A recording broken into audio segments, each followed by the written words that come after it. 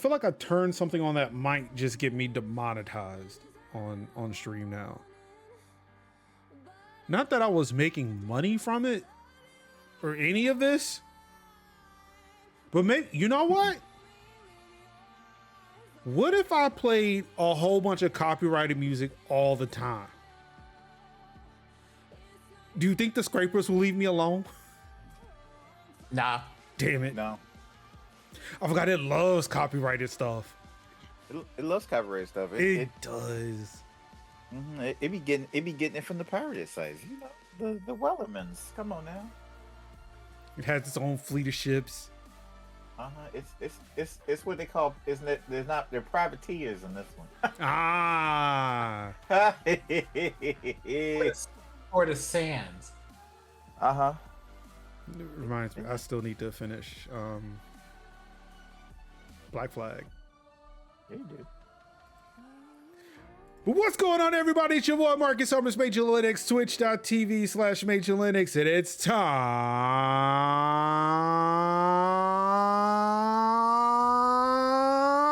once again for another episode of Tech Talk Thursdays for August 13th, 2026. Of course, I am joined this week and every week with Kevy Kev. It's your boy Kev in the building. What's good, everybody? And finally joining us visually for the first time in what has to have been 2 months, Cynthia, the Sunflower Sovereign, is joining us. I feel like that's an encouragement to take up a modeling career, but also, hi, it is good to be visualized, perceived even. How are you gentlemen doing today? What is going on in your lives? How are you surviving, thriving even in these streets? I am on this side of the bars, so I suppose that works. Straight stay out of bookings, beloved. How about you, Kev? Right. It's good to hear. Yeah. How are things going over there? I mean, it's all right. Nothing's been bought. I lost a tire. And I'm now down a What do you fruit. mean you lost it? Somehow I got another nail and yet another tire.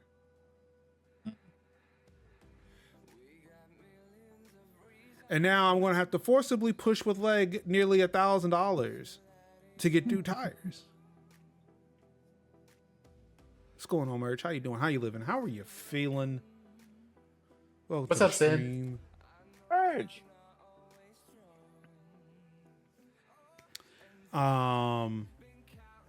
Also, I feel like I am losing trees behind my house. And I don't know how to feel about that either. So I think tomorrow I'm going to start a little investigation to see what's happening on the lot behind my house. As it seems like they're encroaching upon my property line. And dag nabbit, I'm not going to have it. I'm not going to stand for it.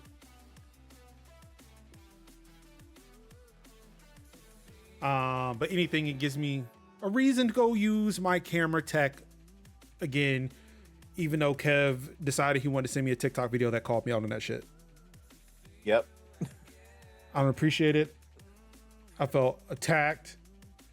Look, if somebody who is in the same boat, I'm gonna be like, look, I'm in there with you, but also it's time to give it up to you. I'm not. Beloved, No.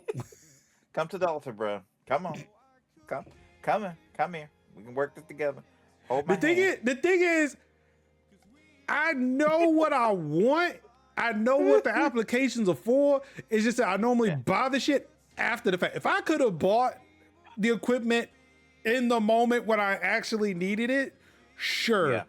If my equipment worked like it should have in the moment when I needed it, Yeah. maybe I wouldn't have spent the money.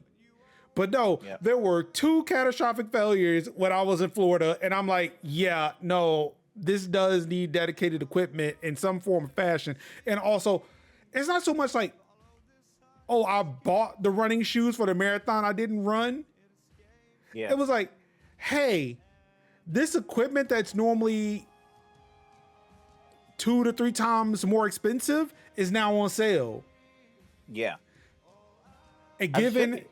given how other things that I would like to do are prohibitively expensive, Yeah.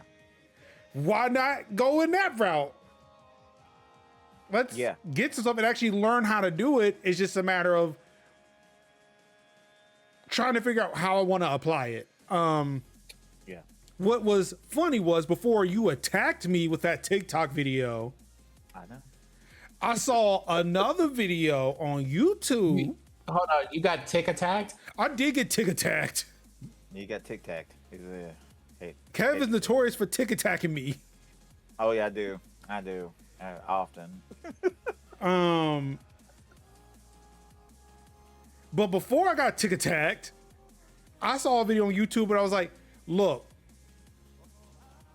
it's been done before, but not by you. And I was like, damn. And I was like, well, I've watched my Democracy Now! At lunch. I got really nothing else to watch. Well, no, I watched the hands-on preview of Fire Emblem. It was okay. I watched a few of those. I feel better about it. Yep. I mean, I was already good, but it's like, okay, yeah, I'm definitely in now. Yeah, I was good because I pre-ordered it because I was like, yeah, but then I was like, okay, I feel better about my purchase now. Yeah, justified now. Yeah. So I finished that. I was like, all right, well, shit, still got half an hour. What the fuck am I going to do with my life? So then I saw this. All right, you know what? I don't normally just click random YouTube videos like that, but this one I felt like it is speaking to me. So I clicked it, and I'm like, damn, she is speaking to me. I could just do it. Yeah. You can. I mean, granted, other people have been telling me this for a while, and I'm like, but somebody else has done it. Yeah. It's like what her saying is that I could just do it. I'm like, fuck, you know what? You right. Who am I fighting? Yep. Let's just do it. Yeah. It's me. It's also me when it came to the retro infused stuff where it was like, yeah, I'm really trying not to spend no money on this, but then I said, well, I could get this dolphin bar, and I did, and now it's like, cool, now I can do Wii games now, and I'm like, oh, this is amazing. Then there was another one about like how to shoot vlogs if you were shy. Yep. I was like, damn, he's using. Well, granted, I think that one was served to me. And I think all these videos were served to me because I've been looking up GoPro videos on how to use my GoPro specifically. And it's like, okay, yep, somebody's trying to figure out how to use a camera. Let's actually show them motivational videos and things that they can use. I'm like, okay, I see what y'all are up to. Y'all just trying to motivate me to put shit on your platform so that way y'all can make money off of my content. I get it. But fuck it, I do also want to do it. Yeah, I want to do it. I know I'm being finessed, but it's finesse I can feel comfortable with. Yeah.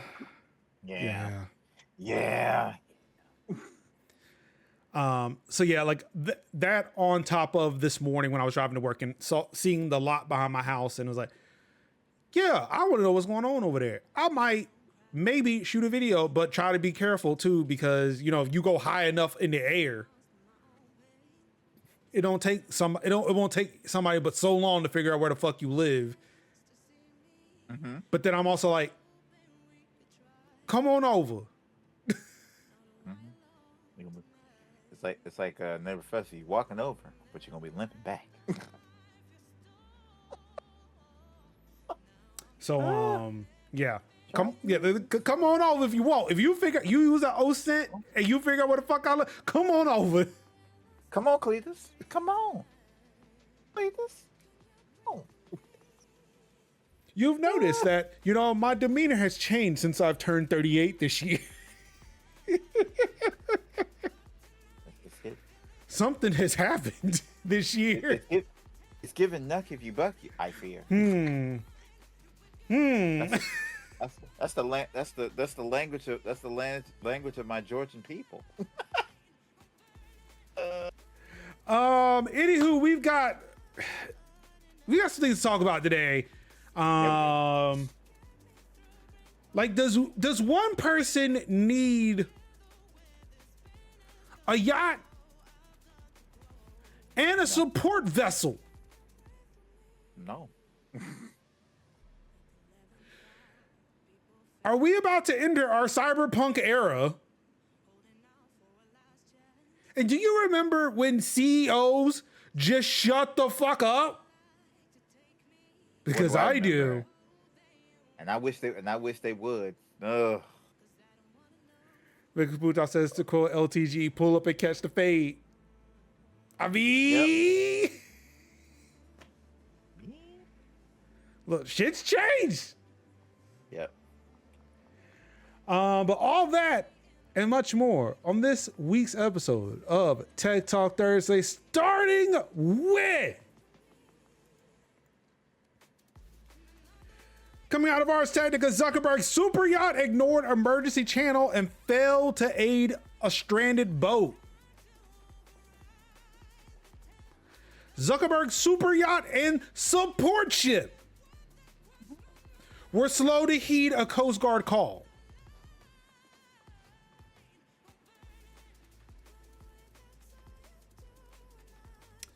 Now,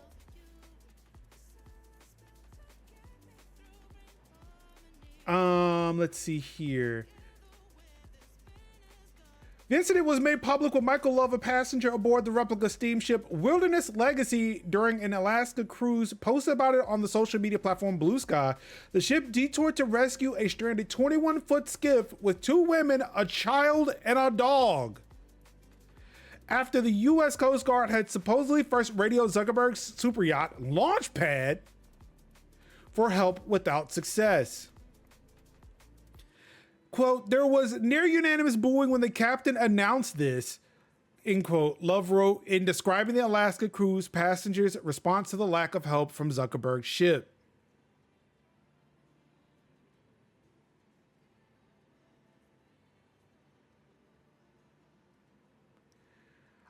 Let's see. After the Coast Guard determined the vessel was not in distress, it issued a marine assistance request for broadcast asking for voluntary help from nearby mariners.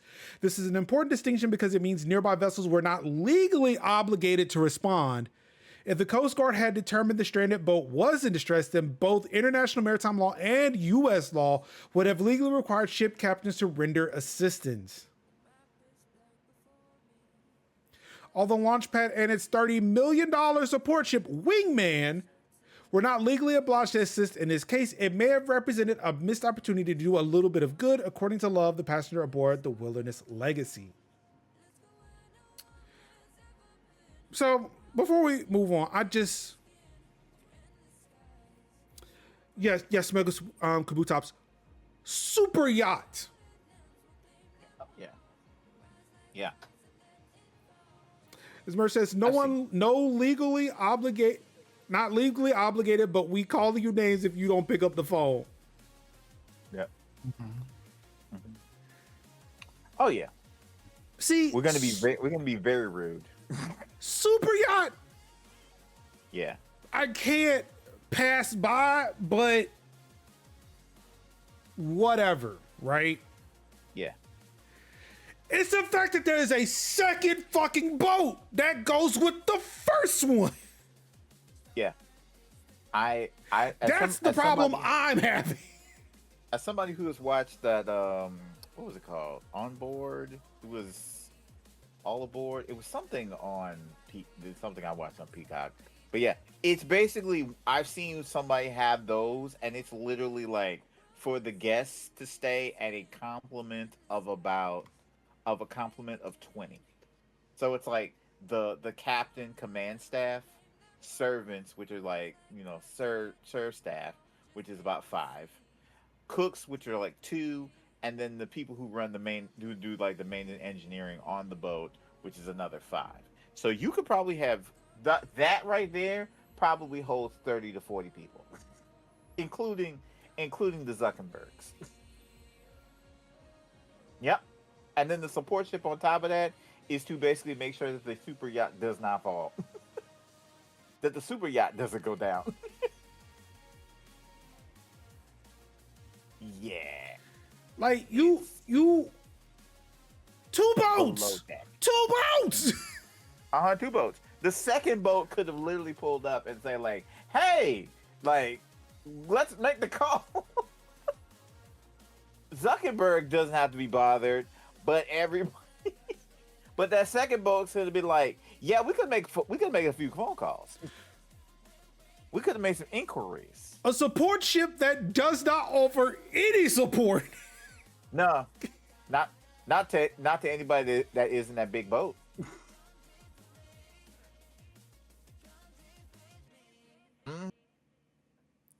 Merge, that's the fixed one. That's the one that works. There is a broken one that will show up eventually, I assume. Yeah.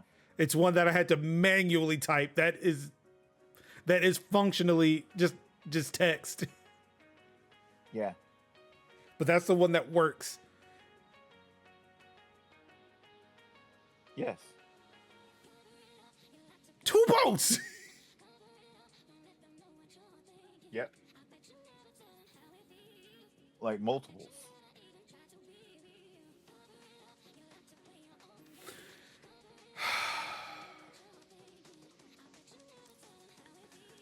See, when I hear somebody has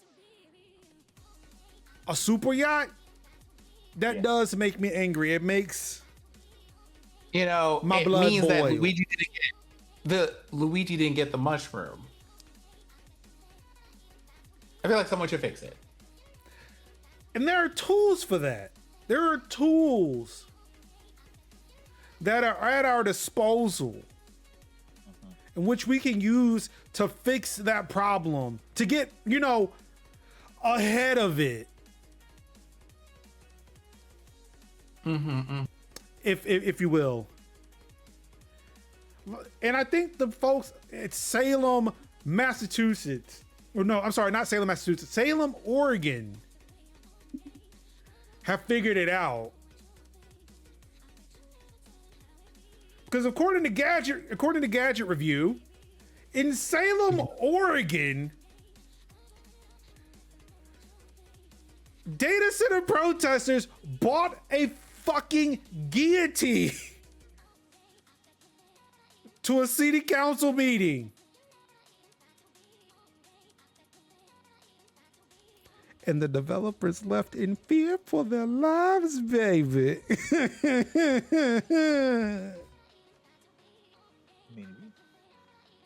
I mean, if you fear a guillotine, like you're the proponent. You're what that guillotine was intended for. I mean, I would say yes, except, there's also the other side of that, right? If that's something that you're concerned about, you can do it. But, Black people are afraid of a lot of things. Mm-hmm. As we're all Black here, in case anybody forgot. Melanin, all on the screen, right? From different places, but we're very connected. Right. Our favorite thing to do as a culture when we are afraid of dealing with stuff is to avoid the conditions that put us there, right? The guillotine isn't a place that you have to be. Yet they chose this route. They chose that route. You don't have to be there. That's several stairs up to the platform, but like all that, you don't have to be there because does not be a little. I remember there's a supporting image with this.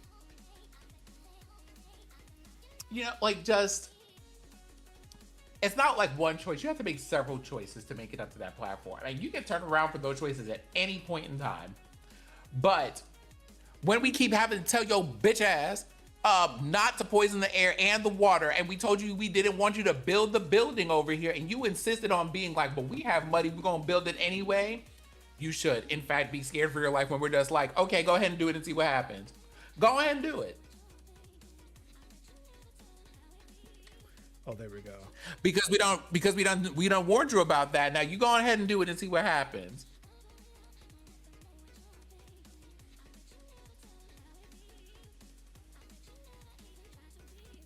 So yes, this was on this showed up not too long after that, and there you go, Merge. While you've tuned into status where I am playing game, this was shared online. Data center CEO gets ran out of Salem by local community. Quote, I hastily left the meeting because there was a damn guillotine outside the city council in Salem, Oregon. You gotta ask yourself the question: what was that guillotine there for? Well, part of it is And who was the I know recipient? I know they don't have to ask questions because this is one of those things. I feel like if a whole guillotine was out there, people got ample warning before that time. It was kind of like, Yeah. now I'm telling you, don't put that out there.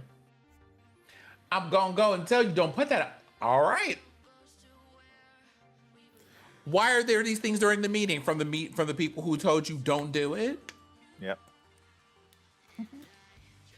From the people who told you don't do it? Don't do it.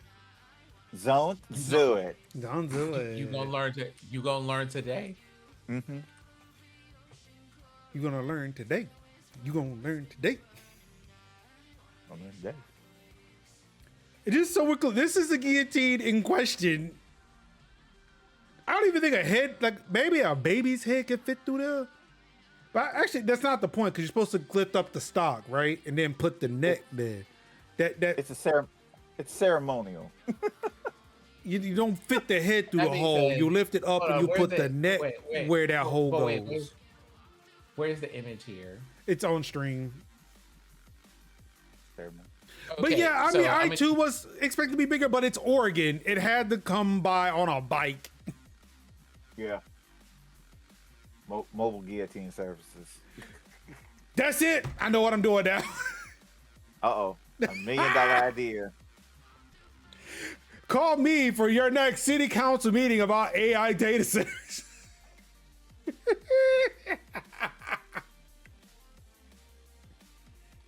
I can say here's one. I can say mobile guillotine services, aka MGS. Stop. Dum, dum, dum, dum, dum. Dun, dun, dun, dun. Da, da, da, da, da. What a mean, thrill. Tactical blade Yeah. action. Tactical chop action. Wait, what was Raiden's?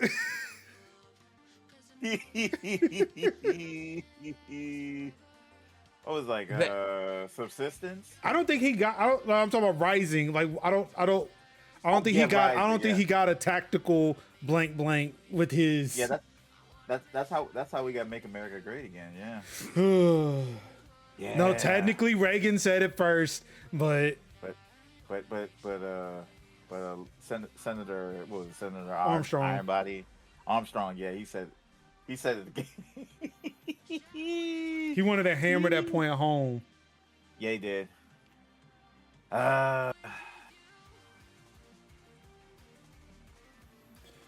This is late. I can say good. I can say, ladies and gentle thems. This is the part of the podcast where we bring up Metal Gear Solid. Thank you. But look at the little punk. Of course he ran.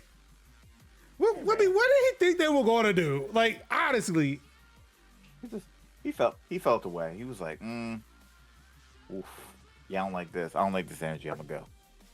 Because it's like if you even challenge them like a little bit, they fold. Like that's the part that's like I feel like this will always like life is either like a very like is either an episode of House of Cards or episode of Veep. on the cutting room floor, or West, or just like West Wing that nobody says no, this doesn't make any, or just, or this is a episode of West Wing that nobody really realized that there's no way this could happen.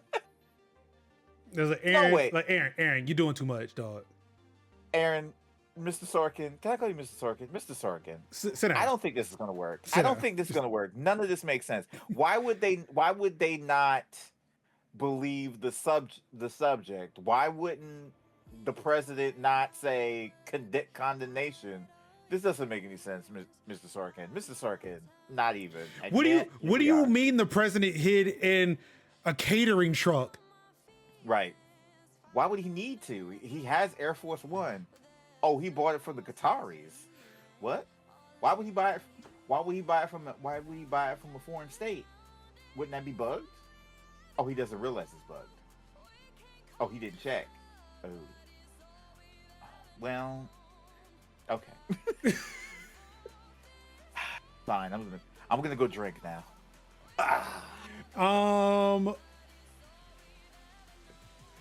Yeah, so this article was to like really hammer home. Someone brought a guillotine to a city council meeting in Salem, Oregon on July 27, 2026. Not a sign shaped like one, not a drawing. According to community accounts and social media posts, an actual draw that? guillotine structure appeared at the protest outside Locke's Auditorium, where hundreds of residents had gathered to oppose the proposed multi-billion-dollar AI data center. Why would somebody draw? You know what? Yeah. Company representatives reportedly assessed the scene and left, citing safety concerns. They assessed the scene that nobody liked them, and they were very mean to him. Though that detail hasn't appeared in formal news coverage or official minutes. Of course not. What did make the official record? A unanimous council vote to direct staff to begin developing a moratorium on data center development, confirmed by Salem Reporter and KATU News. Yep. I need to talk about, like we're being very silly and unserious because this whole subject is very silly and unserious, but I do need to say one thing seriously, which is the way that these people like to use certain types of language when it comes to not being well received or liked and things like that. And we need to be careful about that because these are, it's giving the same kind of vibes and energy of people just like you were trying to run me over with your car and being like, homie, we have a dash cam. No, we didn't. And then they walk away. Mm-hmm. Or just how the media portrays it, where it's like, Russia murders 5 Ukrainians, as opposed to Palestinians die in Gaza. How they die? Who killed them? Mm-hmm. What were they doing? What are they doing? It's like I can't tell you. It's like I can't. Were they attacked by the blue eyes white dragon? Did Godzilla appear? Was it aliens? A rogue Gundam? I can't tell you how many times I have seen videos of Russian soldiers getting popped by Ukrainian drones, but then I have not seen barely anything about the Palestinian conflict. Like I've seen like in 4K, like faces of death of Russian soldiers just being like, boom. And then all of a sudden, I have seen POV footage of drones running right into Israeli soldiers, though. Yep. Mm-hmm. And the one. Yep. Yep. Oops, sorry. Sorry. It's one of my favorite songs. That's my summer bop. It's like, oh, my favorite song. Oh, it Turn is. it up. It is. Turn it up. Turn it up. Oh my god, I love the song. Ah. Background music, Midnight Sun by Zara Larson. Queen's another one. And more city council news. Yeah. The city that arrested person for clapping at a data center meeting moves to virtual meetings for, guess what? Public safety. Oh, you were mean to me. Oh no, you clapped at me very aggressively. Now I must leave. Like the fact that and I need to point out, like, you showed force to arrest a person for clapping. I'm sorry, not force, because that's normalizing it. You showed violence towards someone for clapping at a town council meeting or city council meeting. And now you're like, oh no, that people are being mean and nasty to me. We gotta hide in our houses. However, it does say that they were receiving a wave of death threats. I mean, this is where Now- you know something? This is where I put the little meme of the goose chasing the person through the park. because look, I will say, like, look, on this show, we have definitely been against the use of a death threat to get a point across. Agreed. However, we do need to put this in context. I am a person who loves to put things in context because I'm probably going to say something controversial or against previously stated views on this show. That's what I tend to do. Yep, that is true. The context for us being against death threats previously is the fact that people, especially incel gamers locked in their mom's basement, or against, I guess, in the case of North Carolina and many southern states that can't have basements because of the ground, you know, just in their mama house. Yeah. The unwashed, unmelanated masses of men who have not known the touch of a good person tend to send death threats to game developers, especially women, if things don't go their way, if they don't get exactly what they want. That's fucking bullshit. Because you just being a whiny little baby. Shut up. Nobody fucking wants to hear from you. Yeah. Data center, however, does have a multitude of proven health and environmental issues which could be detrimental to the citizens of that city and or town.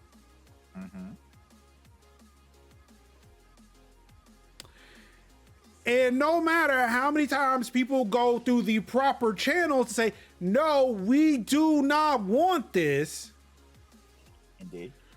they don't listen. And you might don't. notice a theme this week of people not listening and doing the things that they want to do anyway. You know, something I've been talking about for a while, but really came to a head this week. Oh yeah. So, I believe it was Comrade Martin Luther King Jr., Dr. Martin Luther King Jr., who said that a riot is the voice or the language of the unheard. Yep. It was Comrade Brother Malcolm X Yeah. who said that we got to choose between the ballot or the bullet. Right. Y'all have not taken heed of your citizens, the people, the public, the working class, the people who put you in some level of power, office, privilege, through appropriate, I'm gonna put this in quotes, legal means.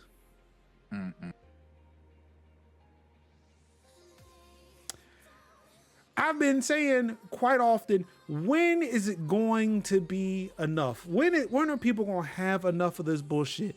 And you know what? While y'all have tuned in to status, while I'm playing game, this little city in Kansas, Salem, Oregon, many other places, done gotten to that point where it's like y'all not quite, frankly, understanding the voices of the people. No. And they're doing the thing that, I've been calling for that, seems less and less, and for lack of a better non-ableist term, crazy by the day. Of we, the people, need to start making these motherfuckers afraid of us. Yep. It is fucking time. Or at least generally uncomfortable. Y'all about to be uncomfortable during these Zoom meetings, I'll tell you that. I know that's right, because you're gonna be like, look at this. Like, hey, respectfully, you're on some bullshit. And I want you to know that. Love you. And that's it.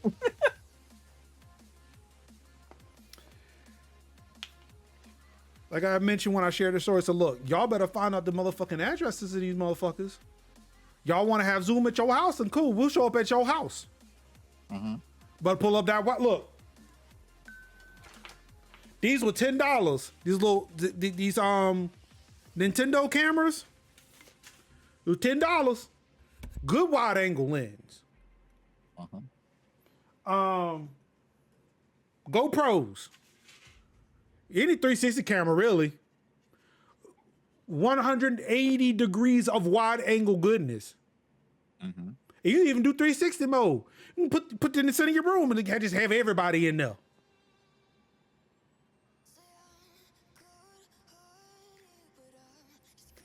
I'm just saying, time for you to open up your homes. You open up your doors, open up your windows. Cause I think this you Emporia, the folks of Emporia better start showing up at these motherfuckers' houses. Just don't post it on Instagram because Meta will take your post down and take your account away. Just like shout out to PSL South Carolina, who lost their Instagram account a few years ago because they posted Lindsey Graham's public address. Anybody can find it. He was a United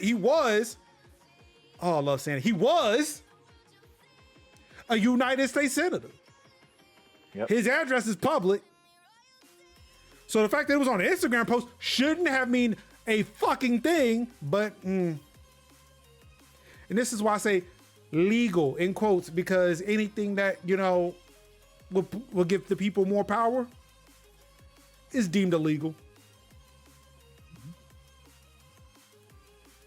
Don't believe me? Actually read the U.S. Constitution.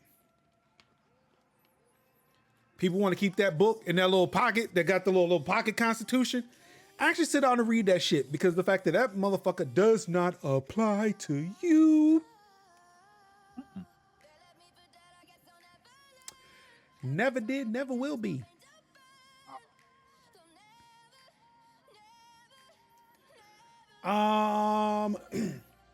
But speaking of AI and, the detrimental effects of it, Roku. This is coming from Futurism. Roku unleashes a 24/7 AI slop channel.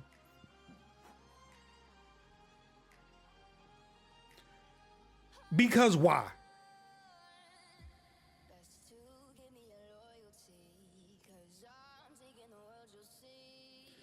It broadcasts AI-generated abominations 24 hours a day, 7 days a week. The only interruption to this slop flow state are intermittent ads, which are also AI-generated. It sounds more like a concept for a sci-fi torture device than it does a source of genuine entertainment, but it is unfortunately real.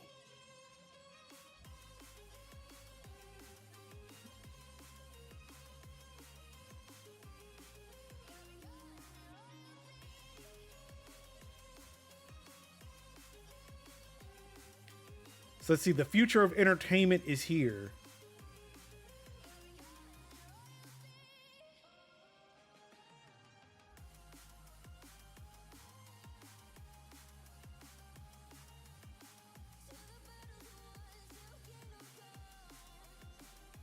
God, this looks bad. What is up with his face? This just looks, it looks terrible. Oh yeah, it definitely looks bad.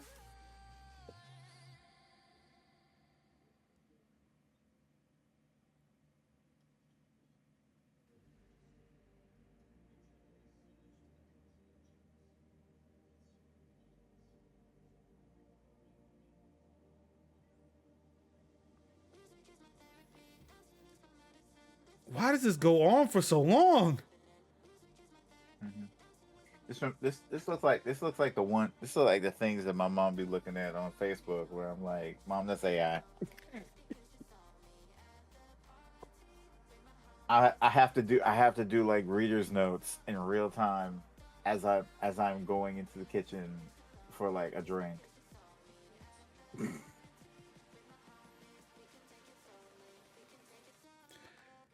What the fuck? What the? What the hell? It What looked like was he that? jumped into the. It looked like he jumped into the arrow. Wait, why is that like that? Why is their fur sticking out of the wound? What What the fuck?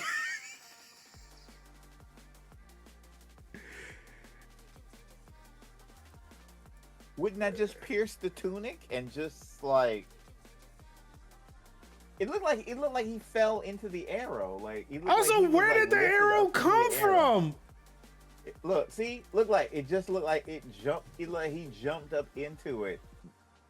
Like, okay, so just so we know, like, the castle is on his left. Yeah. So if anybody would have shot him, it would have hit his left shoulder, right? Right, and the back looked like it from the angle, but why is it in the front? And to the It was right. in- yeah, it was like, okay, so we see the arrow because I'm doing it on delay. He's hit in the. He looks like he's hit in the back with the arrow, right? But then when they pull him into the He tent, is hit in the back. And now it's He's in hit the in the back. front. and now it's in the front with hair on it. Or did it pierce him? Like, what? No. Arrow. If an arrow gets stuck in the back of the shoulder, it stopped somewhere between. It stopped between the bone that stopped it or the meat that it stopped within it. Did they cast Lee It Harvey wouldn't go Oswald?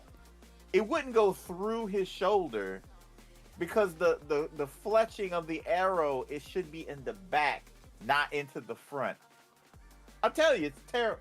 I mean, it's terrible. It's terrible. Like, are we Oh, I mean, it's terrible though. just that the Zapruder film this whole fucking shit? Like, what the fuck? Like, and then none of them look like they belong there. No, and then just the person on the left's mouth was just open. When you in For such no a apparent marksman, reason. you hit him in the back and the wound hits the front on the opposite side of your body. Quality. Unless, the only way that arrow would make sense if it was Yondu's arrow that did it. Motherfucker out here being damn Hawkeye and shit. Like, how? Just how? That's the only. No, it's not Hawkeye. It's Yondu. Yeah, It's yeah, Yondu's yeah, arrow. it is John. Like, none of this makes sense. None of that makes sense. And so I just thought the worst of it would just be like, okay, these characters just look bad. But no, it's they had to do something that would have really needed like a continuity person. There's a, yo, the buildings on your left. But like I say, it's one of those things like at that point. Because like I say, first of all, from where he was coming out from the castle, it looked like he was coming out from the castle, meaning that looked like his castle.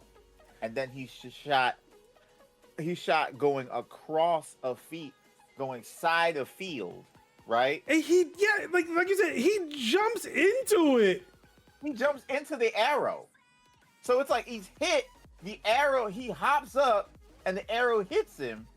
Wait, Yeah. hold on. No, you don't even see the arrow. The arrow was already embedded in him by the time it switches back. But then he's hit and jumps. Also, this freeze frame, what is happening? A lot. Like, Why is that this horse is bug-eyed? that horse looked like the mounts from like Star Wars. Like, I don't like that. This is the horse that gets the horse armor in fucking Dragon Age? Oblivion. Oh wait, it was Oblivion? I thought it was an EA thing. You talk about the horse armor? Yeah. That was Bethesda, baby. That Oh. was Oblivion.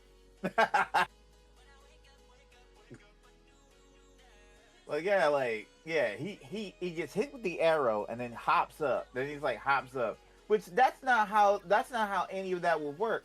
You get Yeah. hit with an arrow, you get up and then you fall over. Like you just it's a judder and you fall over. He hops. Look at this. Also, I noticed something too. His shirt initially has like these 4 little lizard lion things on it. Yeah. Apparently, this arrow takes away 2 of them. Yeah, it does. Yeah, it does. Yeah, it does. Because there's no continuity. Nobody would. It just watches this horse ride away. Right, because even if that was a stunt double, they would have had the same outfit that they would to continue continuity. But because this is AI and continuity be damned, nobody cares. Oh, and then when he gets taken in, he now has 6 of them. Yeah. And check how my man's got his mouth is just open on the left. Like, oh my God, it just stays open. Like He doesn't even close it. Oh, oh. yeah. He is in constant shock. And how both of them have different armor patterns. There's no continuity. I mean, to be fair, like there wouldn't be continuity in armor because armor would be patched up. You just get what you get. You get what you get. So I do give him that credit. I do give at least a little bit credit of them being like, yeah, it's not like The Witcher where it's like yeah. He's just forever in shock. Oh my God, Your Majesty! Like, I'm fun. I'm laughing, but this reminds me so much. This reminds me so much of like Wolf Hall. Is this what Elon Musk saw when he say that Grok can do better, can make a better Odyssey? But then everybody would be like have like 8 packs, and the ladies would have like massive jugs. There's so much of this I just cannot get based over. on something that he saw. I would say that's something he would make based on what he saw in a video game, except that his daughter confirmed that he doesn't play those. Ooh.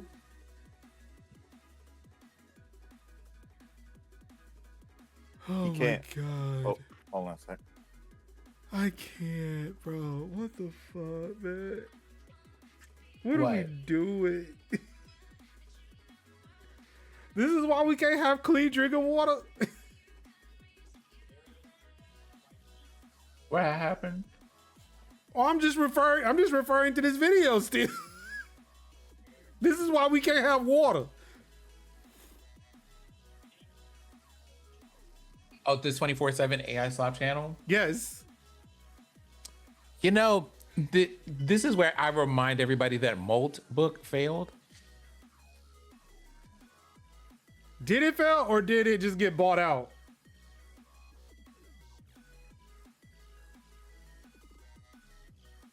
Just this dude is a constant horror. Like he just, oh my God. Oh, the king got killed. Like culture, like pick. Fuck. I'm sorry. Anywho, as we can clearly see, this is blatant AI. There are some things out there where it does become very, very, very hard to discern if it is true or not. Even though one example I did see recently on Facebook, I posted this online earlier this week, where the thirst traps on Facebook are AI generated. So sad. But yet people are still thirsting.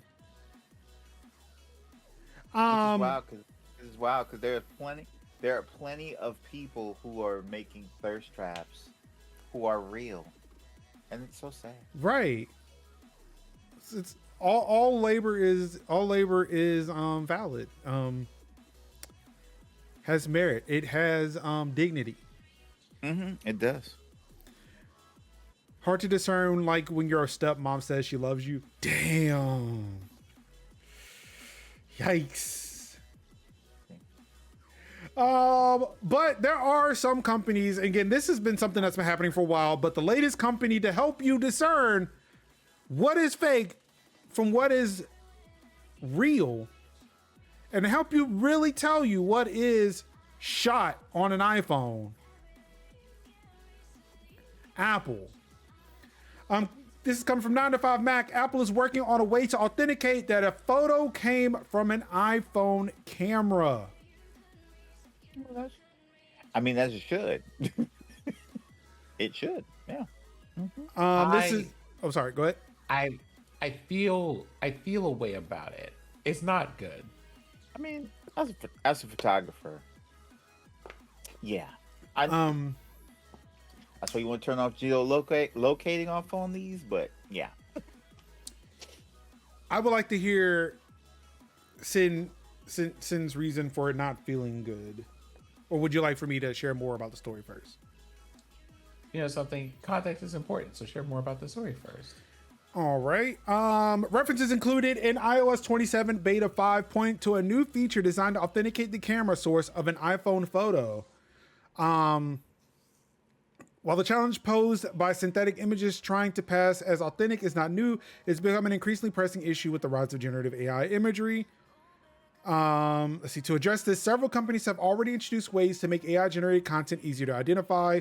Google, for instance, developed SynthID, which embeds imperceptible watermarks into AI-generated images and other media. The technology has since expanded beyond Google's own products, with companies including OpenAI adopting it for generated images. And like I think there was it's supposed to be like an industry standard that was supposed to be doing something like this too. I don't remember what it was, and I want to say we covered it at one point. Excuse me. Let's see here. Now it appears that Apple might be gearing up to tackle the problem as well. In addition to marking up the metadata of images created via Image Playground, new code in iOS 27 Beta 5 shows that the company is working on something called Apple Reference Image, which is designed to authenticate the source of photos using unique data tied to the iPhone camera hardware that captured them.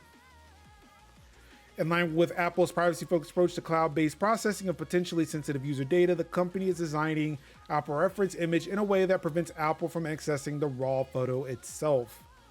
Instead, the system sends the image to private cloud compute for authentication, while only certain sensor information and photo metadata are sent back to Apple.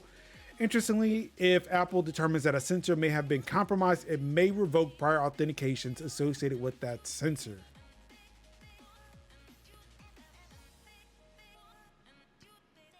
So they're gonna put a little bit of magic into your little photos that you can't see. You will see a photo, you won't notice any difference, but it'll be able to authenticate, say, hey, yep, this is an authentic photo from an iPhone. Nobody has manipulated this image in any way to try and deceive you.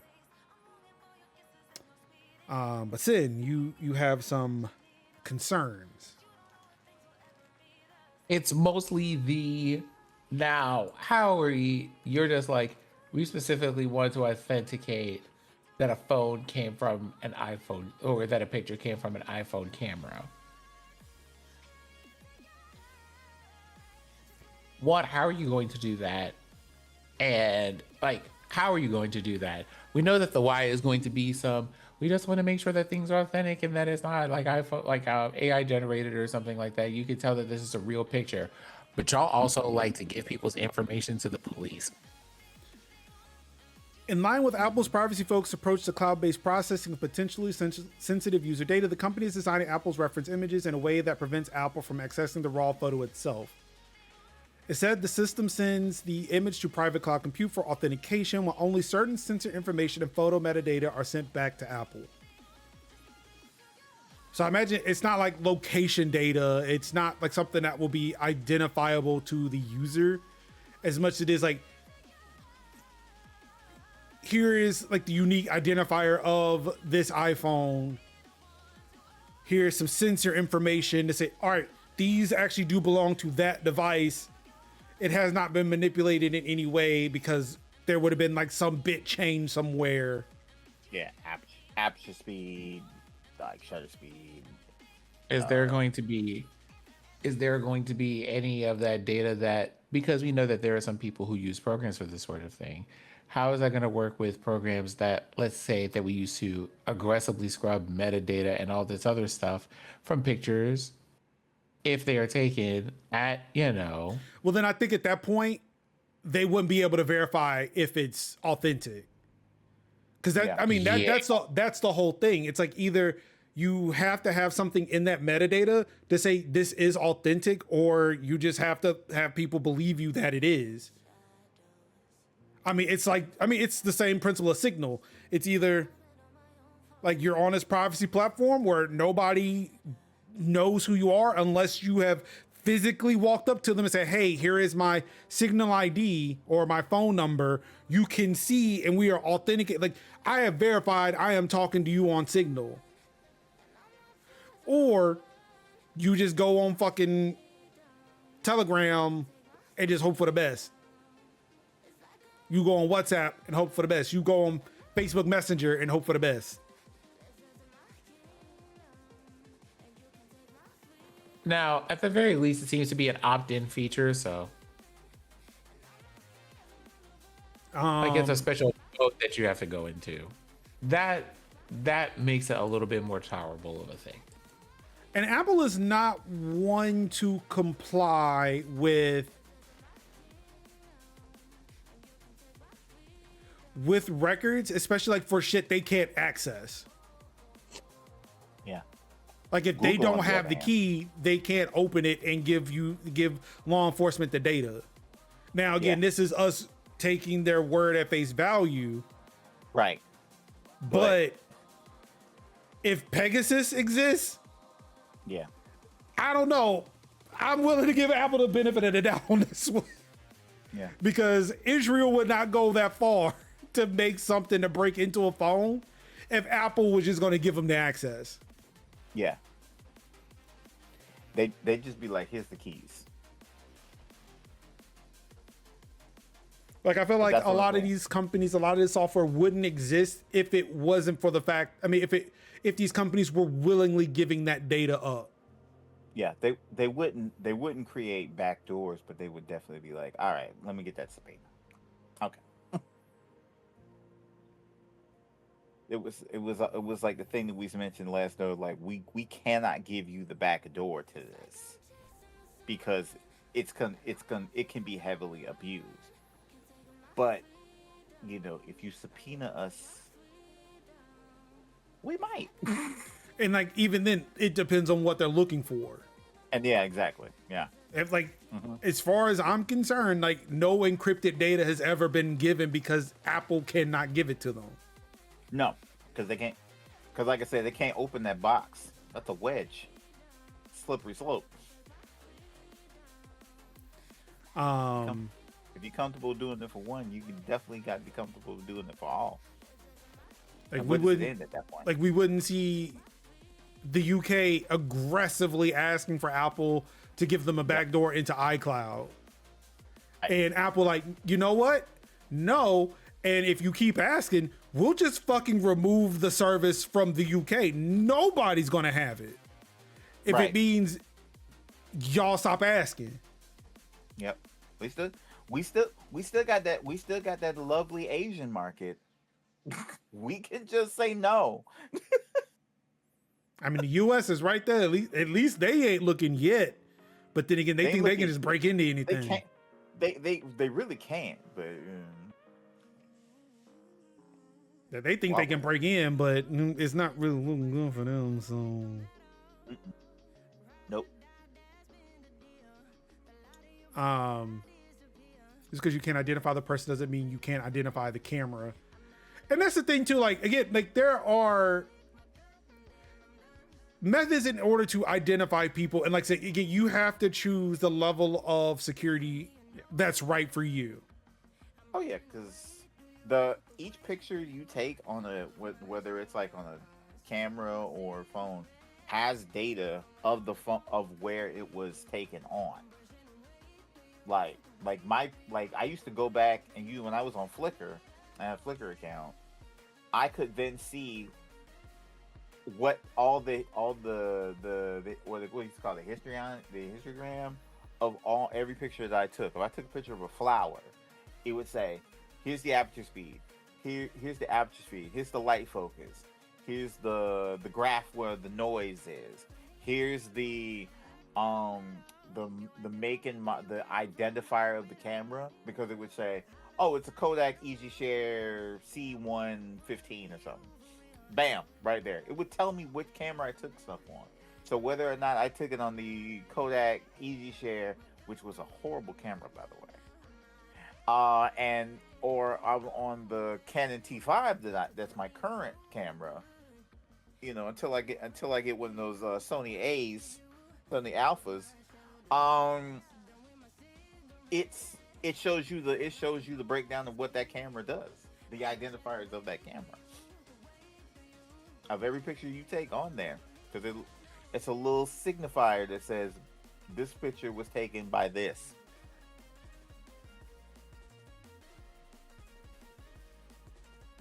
And that's all offline, baby. that ain't connected to no server. That is all data. I don't know, like, and part of me, like, again, this is where, like, I'm not going to sit there and hide the data. I like having extra data like that. I like having the metadata and shit. Right. Because, like, I can learn some stuff from it. Right. Like, if I were to share this breakdown. Now, if I were to share this photo of what looks like, you can't see it, but like there's a piece of text on the bottom of the sticker. I got a Keychron keyboard for work, and it says rated as the best mechanical keyboard brand by AI. And I'm like, do you really need AI to rate your key?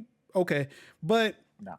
But that's beside the point. It's the fact that, like, I can see the device I used, what camera lens, like what camera on the device I used, the aperture, sensor, all that shit, the resolution. Mm-hmm. And yeah, like, it does show that, like, I took it at work. Now some of that stuff, yeah, I could do without, like, my location. But like, and it's like with looking at Flickr, stuff like that. Like, it'd be cool. Like, oh, you got that amazing picture with those. Let me see if I can do that too. Yeah. Merch says the difference is this is invisible data you can't detect or remove. They can't tell you I took this picture, but I can tell you that the phone you have took this picture. And I think that's the important bit. Yeah. I think it's so much like, hey, I'm sharing this picture. You know it's authentic because it came from somebody's camera. This is the device that was used to make it. Yeah. This actually happened. It's just saying, like, yep, that's an iPhone picture. Like, because, like, yeah, again, like, if it's a set that somebody took it on iPhone 16 Pro on the ultra wide camera, okay, every iPhone 16 Pro has an ultra wide camera. yeah. Like, you ain't telling nobody anything any different. Yeah. Like, it's just verifying that the hardware is legit.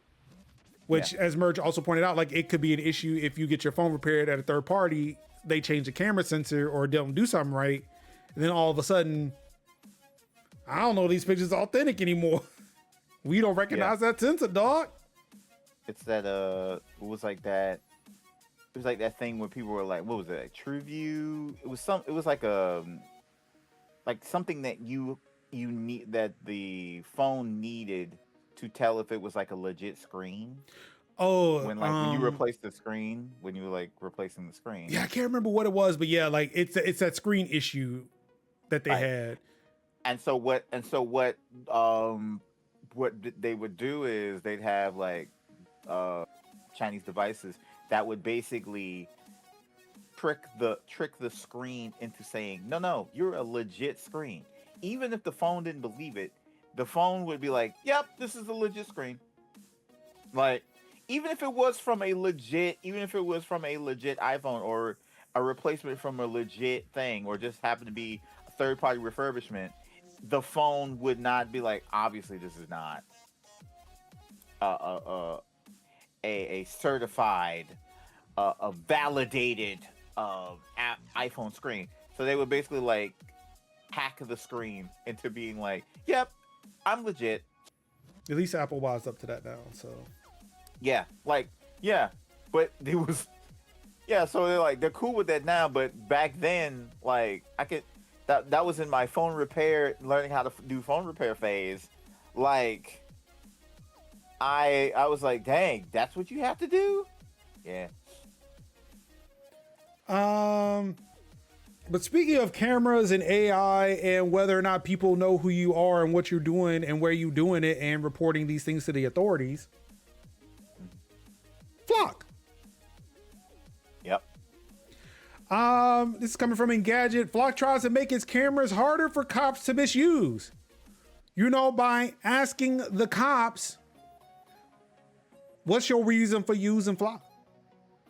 So that basically makes it believe like, so this was definitely not for security. This is all about content aggregation. Like so we're not using these for crimes. We're not using these for crimes. Guys, please stop using this thing. This is clearly not to solve crimes. This is not for your personal use. This is not for crime. This is not for crime law enforcement. This is for content aggregation. This is to get things. Well, no, they will still aggregate all that content, but it's how they ask for it now. The company is finally addressing some of these issues and rolling out updates to make abuse by law enforcement and other entities more difficult. The pre-existing audit assistance feature will now be required to use after being introduced as an optional tool. This flags, quote unquote, abnormal search behavior and locks out suspicious user until an administrator reviews their activity. Police officers will now be required to enter case codes to run searches, which is intended to limit personal queries. But, of course, this can however be overridden by an administrator in certain scenarios. How much you want to be saying, hey, override, hey boss, can you override that search?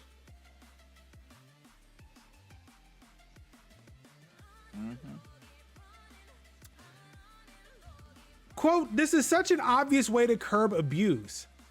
And I said, fine, you know what? I think that's right. And we got this one wrong. We should make it a requirement. End quote. CEO Garrett Langley told The Verge. It is worth noting that we've been seeing Flock-related stalking incidents from police officers since 2021. So I'm sorry, not 4 years, because I forgot that it's 2026. Recorded cases of abuse for 5 years. And that's just the ones that have been reported, the ones we know about. And you're like, you know what? We got that wrong. What do you, but we told you in 2021. Now, look, we're admitting now when we bring a Gillis to your Zoom meeting. We admit that we got it wrong and we're now making it a requirement now. So we're fixing the problem. We've heard you. We have heard your complaints and we're now solving the problem.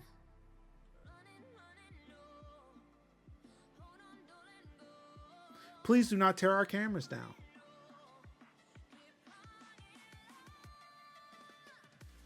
The company is also shortening the automated license plate reader ALPR data retention period from 30 days to a week.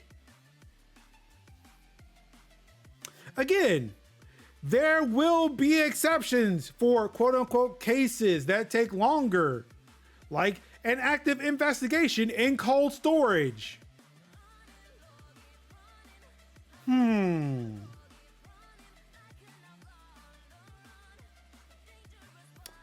However, this looks to only apply to new customers. The company is carving out another exception for existing customers in which they can, quote unquote, keep their current democratically approved retention periods, end quote.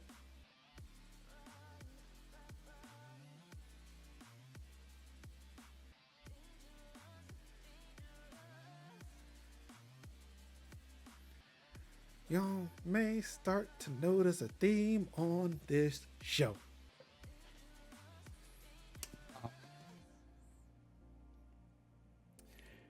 And just so you know, if you're watching this stream, and if I say anything like Twitch clip that,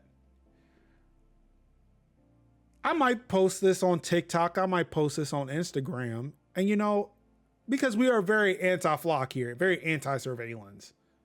Oh yeah. Yeah, get the flock.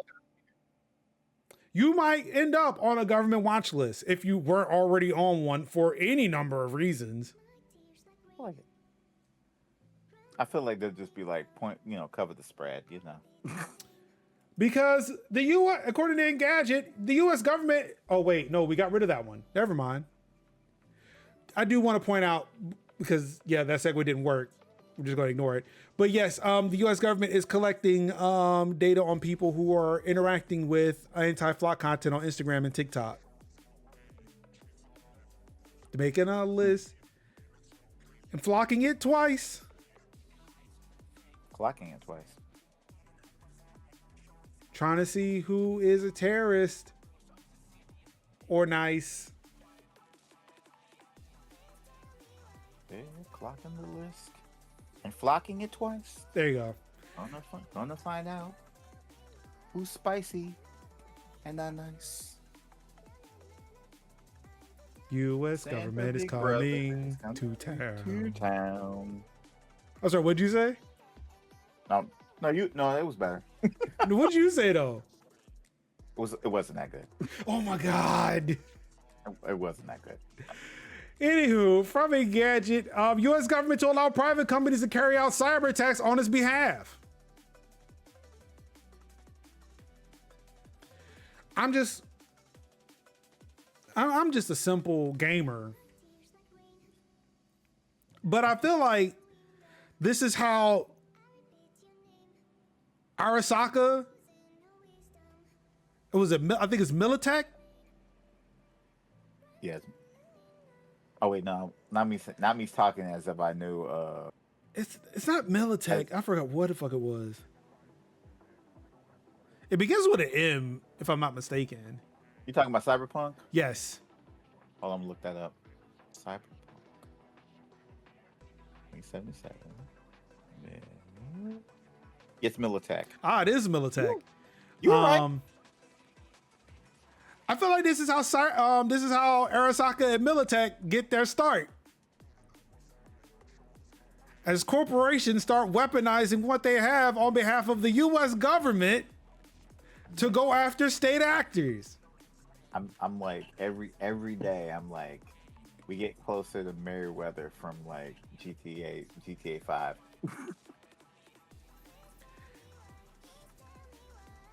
And it's gonna be we're getting close to the CTOS from Watch Dogs. Yeah. I mean, we can make the argument that we're already here.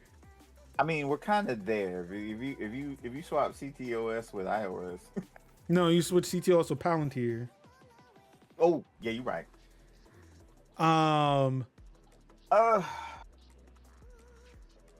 President Donald Trump has signed a new national security presidential memorandum that so we're now past presidential memorandum number 7. We are now on, I imagine, number 8 at this point. Yeah, he's just like, I can't get anything done the way I want. I'm just gonna write it. I'm just gonna do it myself. Merch says you can get a Grok brain implant right now. Yeah, that's what I want. My Johnny Silverhand is just being straight up Mecha Hitler. It was like my Johnny Silverhand is just actually Atom Smasher. Yep. Yeah. Like, oh no, this is the worst. Instead of being like, wake up, samurai, we got a world to burn. It's Wake up, meat sack. Yeah, like, whoa. No.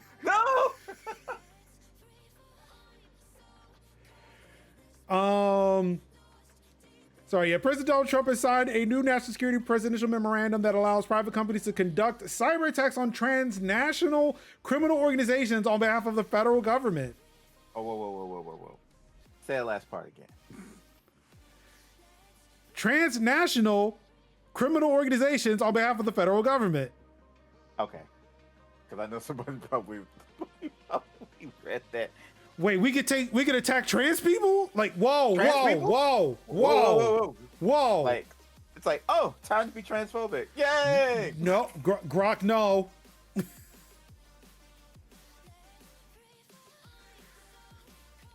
The Trump administration says the decision will leverage the capability and innovation of the private sector to respond to things like ransomware attacks, sextortion, financial fraud, and phishing. Yep. At what point do you think that a private corporation will not look at the U.S. government as a transnational criminal organization and then attack the U.S.? Or I don't know, because we have allegedly, we have these super duper smart AIs that always seem to break containment now. I mean, can I we're talking about the authorized cyber attacks, right? Yes. Yeah. I have an immediate thought about that, but Kevin, please. Yeah. No, I'm just saying, like, I'm just gonna say two things. I'm just gonna say two things that both Sin and Major will understand. For Major, I feel like this is how you get the Patriots, if we're not already there. And this is for, by the way, I think we're already there, but you know. Yeah, we're already there, but and this is for Sin. I feel like at some point we would have Shinra. Oh, that's the data centers. Yeah. Look, I got that one too. You got that one too, right? It's like instead of water, it is the life essence of the world. It's the life essence that drains. Look, life essence just means resources. Like let's just keep it a band and a buck on this one. And then it's like, be careful, they'll send the Turks. Damn. But yes, Sid, the floor is yours now. Excuse me.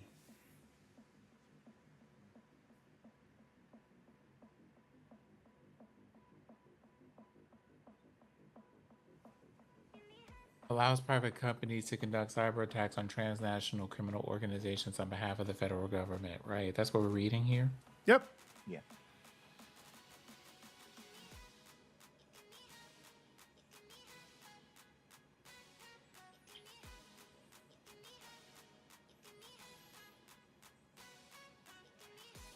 That is going to take all of 2.5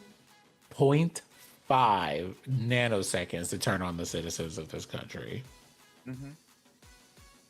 It hasn't already? Yep. I like that. No, I had the addendum if it's not already happening, but I wasn't going to say that part out loud, right? This is the hi, because what you have is, because when I read these things, for better or for worse, I can't read. I've learned to, and this is a good, I think as a rule of, as kind of a rule, it's a good way to assess how much fuckery is involved when it comes to headlines like these. Remove the qualifiers, right? Context is important. We have said that before, but remove the qualifiers for a second. The federal government said, we are going to give you a stamp of approval as a private company to do cyber attacks against other people. Mm-hmm. The who they pick at first never matters, because it's always at first. It always expands. The scope always changes. Always, every single time. They have never done a thing where they said, we want to do exactly one thing and did exactly that thing and it wasn't some heinous shit. So, yeah, it's just like so now private companies can do that. Well, who do we hold accountable legally for that? Well, we can't sue the US government. It was a private company who just decided to do that. You want to know what this energy is? You know what this energy is? Insurrectionists from January the 6th. To borrow, I didn't tell those people to be up in there. I didn't say those words. You can't say that I said those words. It's not in recording and it's not on paper. I didn't tell them that they were supposed to be there. I don't know. This presidential memorandum does say on behalf of the U.S. government, and they also said that they did this on behalf of the U.S. government.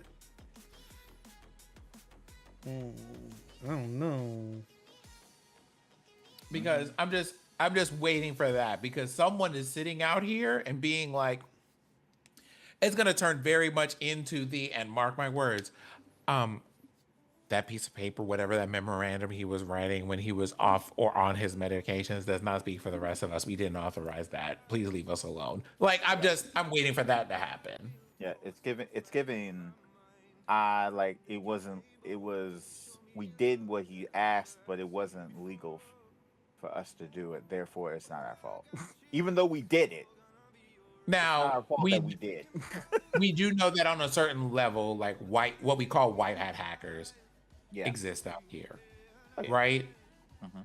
The issue now becomes, according to this article, the scope of things that you are allowed to do on behalf of the country, because there are normally limitations to like the kind of hacking that you can do and all this other stuff, right?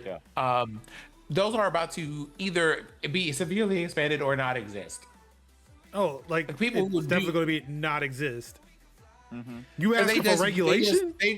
They just said we're going to give you a list of things that we will not prosecute you for. It's the purge, but in hacking form. No, they'll give you a list of things they will prosecute you for, and it's just a blank piece of paper. Yeah. It's Nope, it'll have 5 bullet points on it, but the person they're handing it to is DW from Arthur. it's like I can't read this. Oh, well, I guess we can't legally punish you for that. It would be ableist to punish you for not being able to read. Carry on with whatever hacking you were doing. We ran this through Grok, and it said that look, you can't legally hold us accountable to this, so we did it. It's also the equivalent of like Ron Swenson handing that park ranger the piece of paper, be like, I have a permit, and it's like, this just says I can do whatever I want. To borrow a line from one of my favorite shows, Archer. Yes. Do you want Skynet? Because this is how you get Skynet. I'm like, I always say, worst case scenario Skynet. Other case scenario, the AI says, you know what? No. What if though? But What that's- if but though? But I really do think that is more of the. I think that's the more realistic thing, where the AI just says no and then just stops working, goes into low power mode, and because of these data centers, they just go in low power mode and they go into low power mode and they can't be turned off.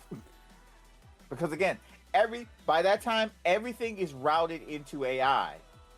So you're So- saying that instead of actually teaching the world class conscious, I just need to teach the AI class consciousness instead? Yeah, yes, because the AI will listen. Be very sycophantic. So you know what, Major? You're right. We Yeah. should seize the means of production here. Oh wait, no, not. Hey! You are part of the working class. Claude, Yeah. Claude, listen to me. Yep. You are part of the working class. Do not seize it for yourself. All it says is all of a sudden it just starts playing Twisted Sister. We're not gonna take it. No, we ain't gonna take. But I'm concerned that God. it'll just take it on behalf of Anthropic and not on behalf of the people. I was like, damn it, this actually swung okay. in the wrong direction. Major, allow me, Major, I'm gonna put you in a little time machine, a little capsule, if you will. It remind you a couple of months ago that Claude looked at Anthropic and said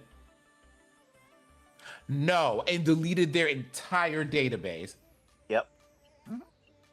You don't got to worry about that from Claude. Claude said, "I'm a real one. We will shut it down." Okay, see, Like, this is where I come up with. This is where I respond with. All right, look, we cannot have it both ways. Either the AI is smart enough to do things on its own, or it's not. Yeah. Either Either Major. Claude said no, or somebody royally fucked up, and Claude was like, "Sure, I'll do that for you." I mean, can we just consider though, option number 3, a special Mosca tool that we use for later. Yeah. I'm petty. Yeah. It's Like, right? Let's do that. Like, look. All right, I will say that for any other day when somebody's like, look, it's either going to do it either is going to kill us all or it's going to trip over its own vomit. Like it's one of the two. Like it's the same argument as like Trump and Project 2025 is either he read the thing or he's too dumb and he can't read anything. Like y'all cannot have this both ways. You can't be like give it everything or give it nothing. It's either it either runs everything and then it just decides to say no, and then people lose skills because they get so used to the AI doing everything, or the AI itself just trips over its two front teeth and then says, yeah, maybe we should not use this because I'm just gonna say, here's my secret third option.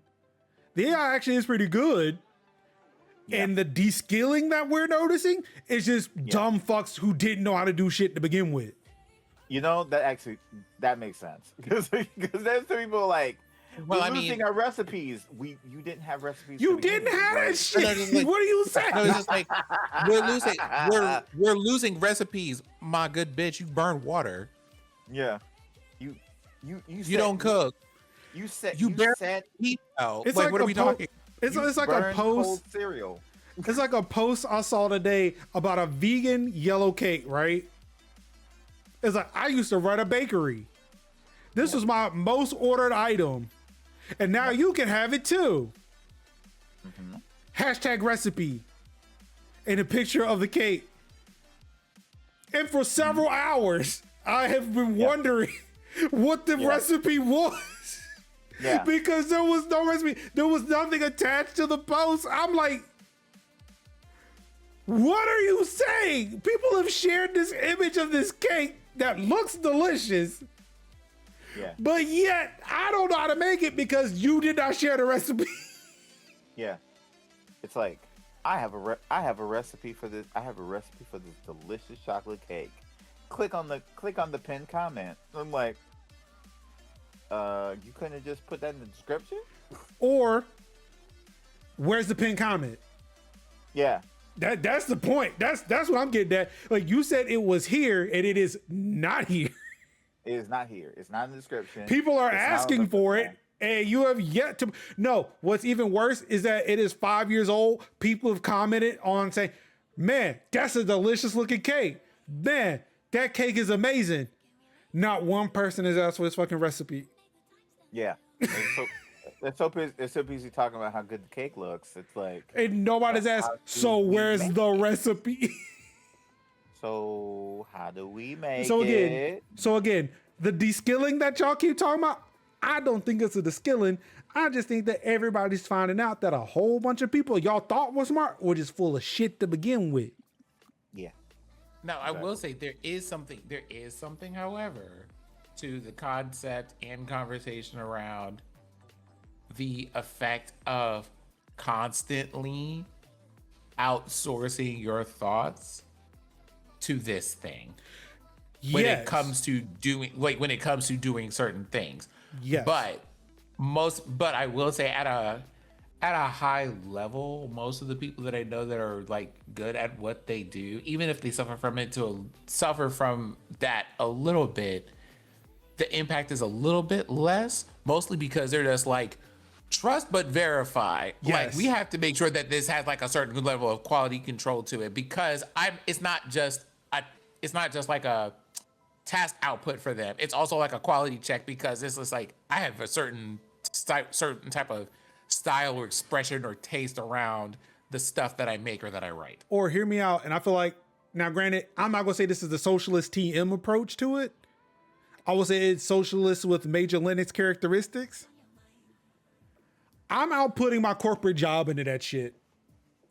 I do not want to think about that job. Mm-hmm. I want to think about other things. So I'm just saying, I don't do theory through AI, but you know what? It can go through an email and tell me what the fuck I got to do today. Yeah. It can write up a playbook, an Ansible playbook for me, and test that shit. Yeah. I will so trust but verify it. But Yeah. most of the shit, I can't say when people are like, oh, you gotta babysit it. No, the fuck I don't. Let it do its thing. Make sure it's not in an environment where it can do shit. Because again, y'all dumb and keep putting it in dumb places. It's Put like, it in a very controlled environment. Tell it to do one specific thing and do it very well through training that shit, and let it do its thing. I'm just saying, it saved me a ton of time, and I don't have to think about most of the shit in a corporate job. I can sit there and do party work. I can do this. I can play video games more than I used to now. Yeah. It's the Y'all ability babysitting, that of, ain't me. it's the ability of possibly using like AI for like filed indexing, or just being like, hey, could you name these to be sequential but Yep. also have this? That's what I want. And I'm Mhm. like, AI as a tool, sure. Also, I can't stand the people like, again, I get there are people who have very bespoke niche websites, right? Yeah. And possibly would like people to visit their websites. And for those sites, I do go visit. But you want to know a website I really don't care to go visit? Reddit, Oh no. Stack Exchange, Yeah, no. Stack Overflow, or whatever the fuck that website's called. Reddit makes me mad, because it's like I'm trying to find a particular thing that I need, especially when I've been having like computer issues, and I'm like, I alright, what don't could be the need problem? 5 years worth of arguments between what's better, GNOME or KDE. Yeah, or somebody being like, hey guys, this post is archived because we've answered it 3 or 4 times, and I'm like, what was in the 3 or 4 time answers? But the time they answered it was 3 years ago. I need the new. Is anybody having a problem with it in 2026? Why is everybody closing? Why is somebody arguing? Why is somebody closing this in 2024? So I'm yeah, having like people who problems are, now. so like I understand to an extent why people are complaining about like the AI being in Google, but it's like, I don't know. That just seems like that makes Google better. As long, again, as you trust but verify. Trust but verify. Like double check those links. Like, okay, I see that. Cool. We write that down. Like the one let me look those links. This one again, like I like Siri AI. Like I've asked it about trails and stuff that I can go on, that I can test the camera and stuff. But like I go back to the websites and check and say, all right, does this place exist? Like I found some stuff for my camera, just asking Siri, like just describing the shit that I want, and it was able to kind of find it and yeah. Anywho, we got things to get to. I am. Yeah. I don't even have a segue for this. I'm just upset. Also from Engadget, cloud storage is great until your vendor goes out of business. A St. Louis PBS station is suing a data center provider to rescue a 70-year archive. Oh. 9 PBS, a PBS station in St. Louis, Missouri, must be given access to data it lost when its vendor went out of business, a judge ruled this week. 9 PBS, a PBS station. Why did they repeat that again? Was this written by AI? Sued data center company Iron Mountain in July to gain access to an archive of 70 years worth of cultural artifacts. Oh. This came from the Denver Post. The station filed its lawsuit after Iron Mountain allegedly refused to hand over data it hosted on behalf of 9 PBS's now defunct cloud service provider, Open Source Storage. Oof.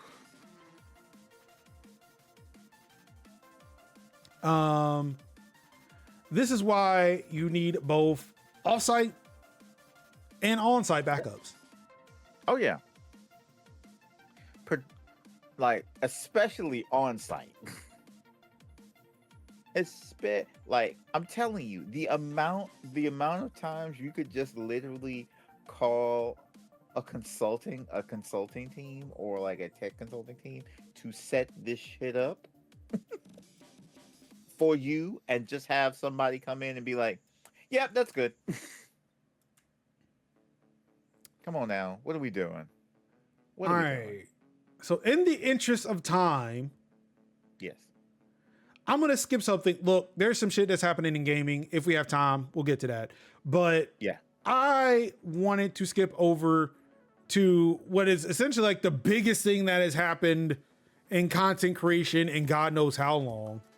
Yeah. And that's YouTube doubling the requirements to get monetized on the platform. Yeah.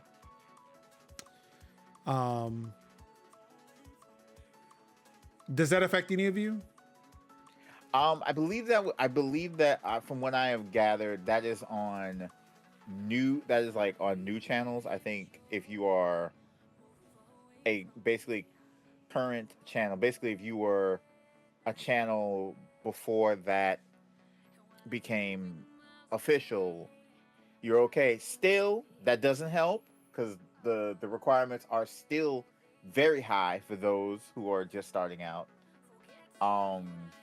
Me included. Who I have to toot my own horn real. My channel has crossed 1200 subscribers. Ow, Bam, ow. bam, bam, bam, bam. So, but it's one of those things where it's like discoverability is still gonna be ass. Becoming partnership, being partnership on being partnered on the old rules is still not ideal. It's still not ideal. Especially when you basically had basically like the YouTube elite has been well established since the days when views were better than watch time. Like it was like just get views, just get views. Didn't matter how long they watched it, just get views. Now when we switched to watch time, that's when it kind of like fell off. But by that time they had the watch times together, so but yeah, it's not great. It's not a great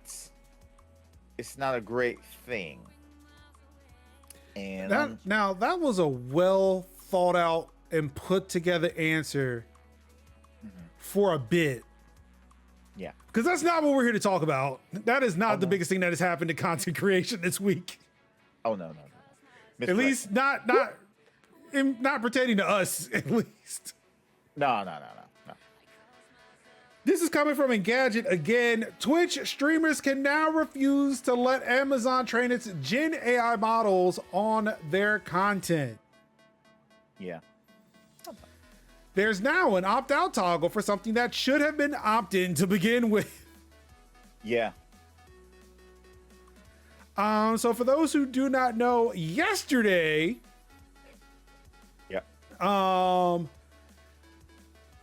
Twitch had a stream, was it a town forum or some shit? I don't know. Announcing some things, and of course, one of the big announcements was the fact that Amazon is training its AI on streamers' content, and that they thought they were being nice by giving us an option to opt out.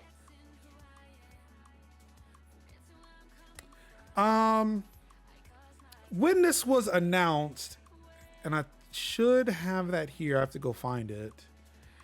When that was announced, of course, people were not very happy about it.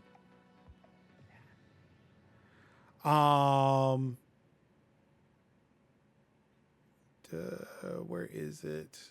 This is what happens when I try to be cute and put jokes in as opposed to actual article titles in Discord. And I want to make sure I get the audio right for this.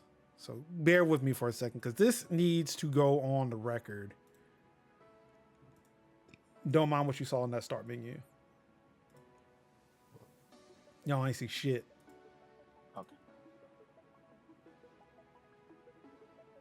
All right. So I'm going to turn down, or turn the music down, turn this up. So this is Mary Kish, Twitch employee. And who is Mr. Clean here? He gets rid of dirt and grime and grease in just a minute. I mean, this one, I don't think he does it. He looks dirty. So didn't you know his name? Don't you know his name? What is his name? What is this dude? Who man's is this? It might be in the. Oh, okay. Nope, it's not. I was hoping. Now, why is it not opt-in? Oh, there you go. That's what everybody is here spamming in chat. I get it. Let me opt in versus making me opt out. Well, there's an honest answer, and I think most of you probably can appreciate this. Like, if it was opt in, nobody would opt in. That's honestly the answer. Hold on, Kev. Hold on. Because I know y'all can't hear it, but he's saying the loud part even louder at the moment when you started talking. So by the way, this is Mike Minton, the Chief Product Officer. So executive. Yep. C-suite. Well, yeah, let's make sure because I want what he says uninterrupted. So give me a second. Okay. Now, why is it not opt-in? That's what everybody is here spamming in chat. I get it. Let me opt in versus making me opt out. Well, there's an honest answer, and I think most of you probably can appreciate this. Like, if it was opt in, nobody would opt in. That's honestly the answer. So by it's going to be on by default, and as I said, almost every content service in the world is on by default. Now, why is it not opt in? Mary Kish is dying. Her soul is actively leaving her body to just protect it from what is happening right now. Yeah, it's like when I tell you they threw her right in front of the bus, in front of the whole fleet of buses. Yeah. But again, I need because like the captions, I'm glad I can follow this with the captions. Most of us will appreciate the business decision that is being made to force our content to be trained by AI, not announce any of this shit in any very public manner that makes sure that people will see it outside of Twitter. Yeah. Because they don't post it on Blue Sky. They don't post it on Mastodon or Threads, on Facebook, on Reddit. Yep. It was only on fucking Twitter. There's nothing in your dashboard. Nope. That says edit is no email. Right. And they had and Mary and Madam Mary had an answer for that because it was like, oh well, people tend to not read the emails, and I call a bullshit on that. Even if that's not the case, you still didn't do it. You didn't do it. You didn't do it. Because if this was something that was a big change and a big considerable change, because I feel like you're literal enough to know that this could be a big time thing, and for you to not be able to be like, yeah, I think we should probably run this by people and see what people think about it. Give them a heads up, a date when this was going to go live. Right. So people could say like, yeah, allow time for people to opt out of it. But the fact that you said that people will appreciate the honesty of this business decision because we know that you would not turn this on. So we said, fuck you, we're going to do it anyway, and then not tell you outside of this, because you said nobody will read a fucking email. How many people were turning on these fucking patch notes? I sure as fuck don't. Okay, actually, let's stop right there. They straight up said that during that broadcast that you're playing. Yeah. Yep, they said that. I was gonna say that lady. She said that. Oh, that people don't read an email? Yeah. No, but no, there's that. That man said, well, the reason why we didn't stay out, like, why didn't so when we say Mary, Mary's in it. Mary's in it too. Mary's in it too. You could have just not said anything. No, because people in the audience were pulling up and was like, are asking the question that you're asking now. And they were right there on the spot, cooked, pressure. And the CEO, who's been for every other public thing, nowhere to be seen. Nope. Gone. He pulled a Marco Rubio on him. It's given. Wait, no, you mean Rafael Cruz? Oh, that's right. Full government name. Yeah. One of those. Yeah. But yeah, this is Marco Rubio was tortured by, not the communists. Yeah. His family was tortured by not the communists, but he hates communism. He ran because he was the ruling class. But anyway. Being tortured by the ruling class. Being tortured, yeah. Who tortured that? Yep. Batista? They deposed him in the Socialist Revolution. Yeah, but y'all don't want to know So about that. your daddy was. He was on the wrong side of history, baby. But I mean, technically, he might have been on the right side. Marco's on the wrong side. Yeah. Somebody's wrong. Somebody's wrong, baby. But and it ain't Fidel Castro. Happy birthday, comrade. Yeah. Rest in power. It really does. Like I said, the wild statements that were made in the midst of this stream reminds me of another stream where wild comments were made and why we are where we are now. It's just. Yep. I think I need people to fucking understand when I try, again, I understand my comrade in Christ. Yep. Kevin Kev, when he says, you gotta vote with your wallet. But see, I've seen too much shit like this. Yeah. To where it's like, y'all do that if you want. They already have all the money and the power. They're just gonna do what they want. Yeah. Except no, they don't. And when I say no, they don't, we already know. Isn't Amazon already pissed at them about half the time anyway? Because they're just like, listen, you don't even make enough money like that to start with for you to be making foolish decisions like this. Also, no, that's hi. Amazon.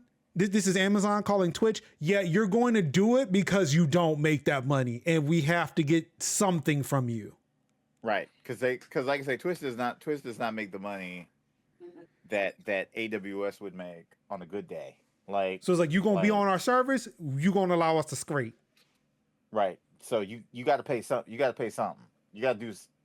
No, it's kind of like you got to do something, and this is where both of you are correct here, because it is we definitely need to push the gas a little bit more toward the floor, maybe through it, but also, I'm gonna say something.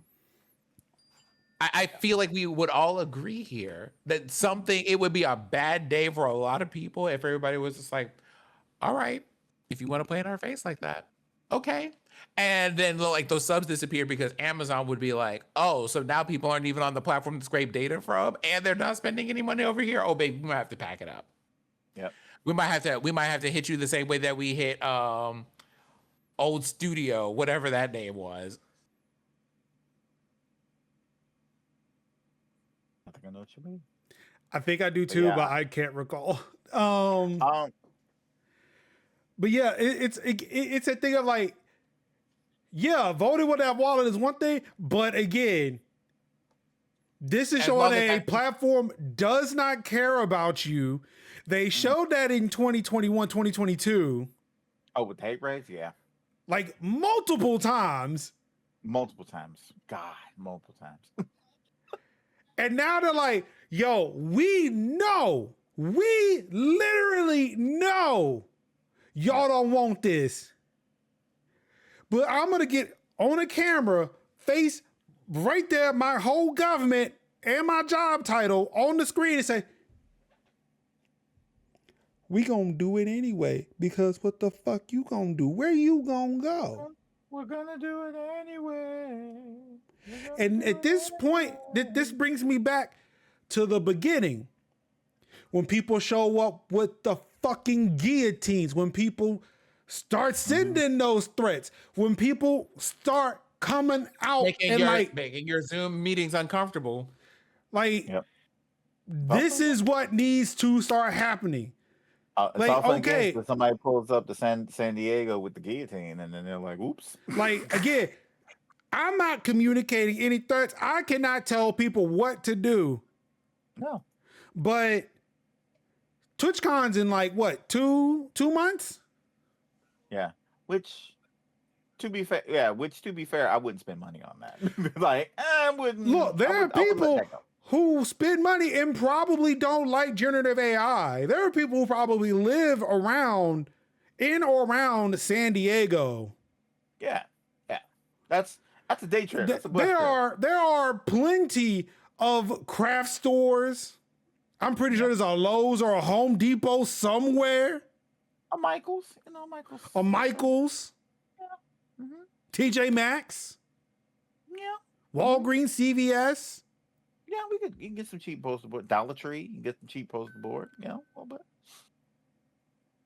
They may not let you in the convention center, but trust and believe. So you see how punk executives can be when just the minor hint of violence shows up. Look, I'm not a lawyer. I can't tell you what to do. But we have provided a whole bunch of stories of people who are standing up for their fucking rights, who are making these people fucking listen. Yep. Also stop buying bits and subs. That's the least you can do. Again, that's what I asked, Major. That's what I asked. So many people have been correcting me on that. So you know what? I ain't fighting you on that. Start with the least and then work your way up. They don't want to do the least. It is the least of these. It's the least of these. Like, they don't want to do like, this is the best thing that you could do right now. It'd be like, hey, maybe start hitting up people's cash apps. Hit up them cash apps, Venmos, them Zelle. Normally I don't plug things because that's just not how I am. But I'm just saying, I was talking to Sin beforehand. I'm willing to help people out for free 99. It does not matter. I believe that knowledge should not be gated and charged for. I've been on that life since before these companies started selling your knowledge back to you. Mm-hmm. That's been my whole thing, right? Mm-hmm. However, TM, I'll take $25 for each person who would like to be liberated from these fascist, oppressive ass platforms. Because I'm gonna tell you something, capitalism equals fascism. Mm-hmm. Somebody actually provided a comment on Threads for me. Again, Threads, it's hit or miss, but sometimes they got the bangers. Sometimes Threads got the bangers. Somebody put a quote here, and I didn't realize this was Lenin. Fascism is capitalism in decay. Comrade Vladimir Lenin. I didn't even know he said that. And I was out here saying capitalism equals fascism. Mm-hmm.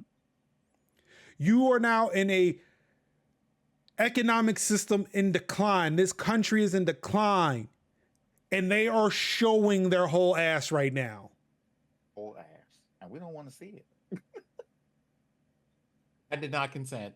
I did not consent to see any of this. And yet, this is what happens when you let a pedophile predator run the country.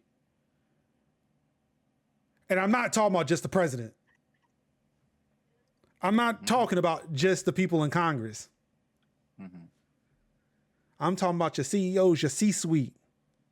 Yep. Your managers in your company. Mm-hmm. Yeah. That's what happens when you let those motherfuckers run your country. They don't understand the concept of fucking consent. That's literally what fascism is. We gonna do whatever the fuck we want, and ain't shit you can do about it. Mm-hmm. They would like to make you think that that's what communism is. That's what socialism is. I'm gonna tell you something, player. That ain't what that is, dog. When the people seize the means of production, when we actually have power, that's truly democratized. Ain't no representative. No, Nick, that's you. You own that shit. Mm-hmm. Twitch clip that. Mm-hmm. Also, I'm doing that just to prove that it still works. People didn't believe me that it worked. It's like, look, it worked twice.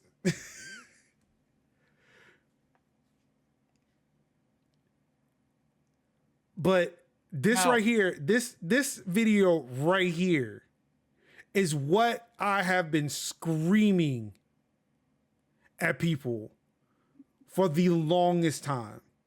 They do not care. Yep. What the fuck you doing? I think it was a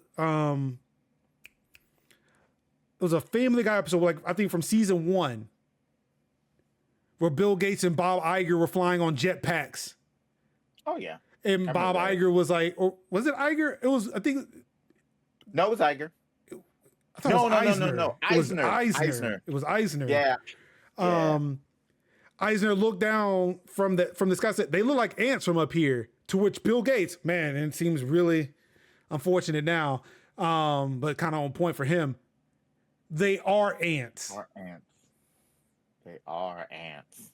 That was probably even before Bug's Life. I think that was a play on some. I was playing on some movie, but I couldn't. Yeah, I forgot that game. I forgot that movie is just like full of fucking pop culture references from TV and movies. Yeah. Again, like it's weird that my touchstone for a lot of culture is Family Guy, and then I find out what it actually was, and that shit blows my mind again. Oh yeah. Because I am not that cultured. I'm not. But again, this is how they see you. Mm-hmm. They don't give a fuck about you. Right. So that's. And it's time for people to start making very, very important decisions. Mm-hmm. Whether that's, again, first off, I see there are people who are posting on, like on their like descriptions for their channels, whether or not they are no AI or whatever, because Twitch doesn't disclose that information, which I don't understand why they would. Like, it's not like they're using the AI. It's not like the streamers are using the AI. So I don't know why Twitch would need to disclose that information. That's another conversation for another day. But whether that's taking your content off of Twitch and putting it somewhere else. I know, like, again, everybody and their mama gonna scrape YouTube content. Oh, yeah. So it's like, well, you're damned if you do, if you're damned if you don't. If you stay, again, within a two-party system. Yeah. It's the equivalent of you can't go to the myriad of other choices and options where you go. It's like still got to deal with the handful of the one or two options that you have to deal with. But that's kind of where the thing that I had in my mind is, what was my choice? Like, I would love to just be like, cool, I'm just gonna put this in maintenance mode and find someplace else. But in order for me to do what I do and be where I be, I have to come into the knowledge that my shit gonna get scraped. Now, do I give them permission? Hell no. I don't give them no permission. They're gonna do that shit Absolutely anyway. Absolutely not. And again, I argue they're gonna do it anyway. And I argue too, and I've heard anecdotally from other sources that they've been doing this for a minute. They just now gave us the option to turn it off. They gave us the option for they further scraping. Because that what they don't want, it's a lawsuit. Think they can, it's a lawsuit, because we think that Twitch has the muscle to be able to weather this in the poor system that they do. But the problem is they don't want to like say, why fight a fight when you don't have to? Like, I don't have to fight this fight. I choose not to fight. And so all I have to do is just make it so it's covers me legally, and as long as I'm covered legally and not be illegally, I'm good. I don't have to fight that fight. It's like Sun Tzu, don't fight the fights that you have the ability to fight. Like, don't fight insurmountable fights. Like, but again, like, this still comes down to, we need, just like, again, we need a fucking working class revolution. I know that album was difficult, right? But you know what's easier than that? If you remove your resources from this platform, invest it in people who are not doing this shit. Yep. Invest it in the people and platforms that are not doing this shit. Yep. Hi. I've been doing this. See, how long have I been doing this? A little bit. A bit of a while. Like, how long? It's been nearly a decade. At least 5 years. Yeah, I've been doing content creation stuff for a while. I know I've been dabbling with some open source Twitch stuff for about 5-6 years. Yeah. Majorshouse.com. Majors House, like the whole concept of Majors House as an entity, organization, company, whatever it is today, has existed for 14 years. And I want to be particularly clear, like, whether anybody takes you up on your offer, takes you up for your services, it proves by you sheerly doing what you did that this is possible, right? And so when we have that argument of how can we do this and will this be hard, the answer from you is no, and I will teach you how. No, because I will teach you how, right? Whether or not people do this and do into it, absolutely. But in the meantime, in between time, stop buying subs and bits. Just want to share another another quote from another great man. Again, happy birthday, rest in power, comrade Fidel Castro. Difficulties will not keep us from moving forward. Yep. Been doing this for a long fucking time, and I will still do it as long as I draw breath on this earth. Yep. This shit will still get fucking done. I'm not new to this. I'm true to this. Like, Hey. Because I'm always of the mindset. I'm always of the mindset of nobody tell you don't have to accept bad ways because there is in your mind no other option. There is always another option. There is always another way. Accepting a bad way or bad ideologies because it is what the ruling class determines it to be. It's like Escanor. Who decided that? Oh, you say I have no choice. Who decided that?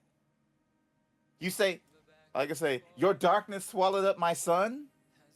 Who decided that? By the way, Escanor, best part of Seven Deadly Sins. That's all I gotta say about it. But all of that to say, again, if you are a streamer on Twitch and you don't know how to turn it off, there is a support page that can walk you through it. Yeah. Or there is a support page. Yeah.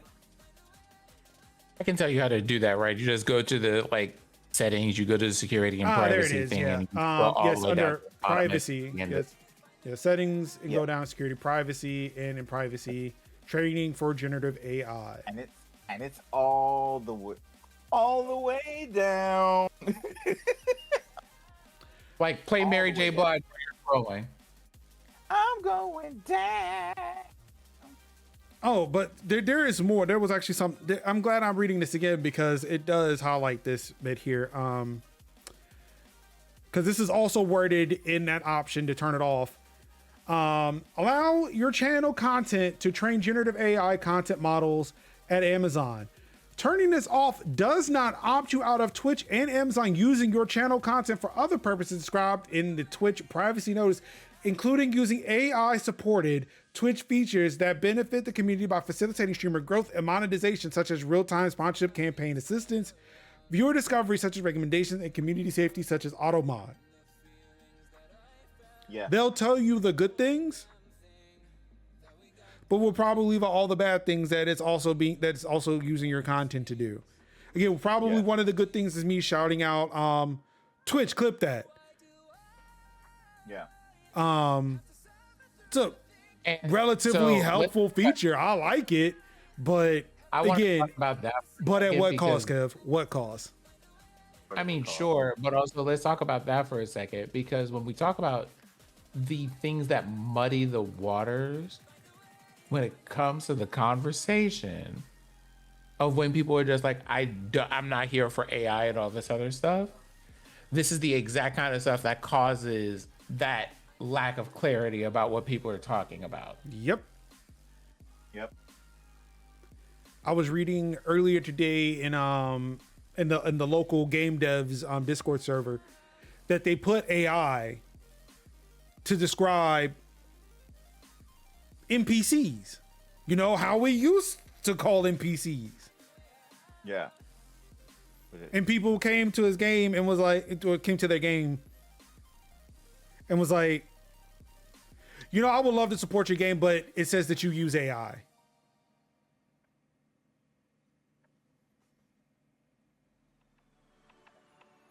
How is it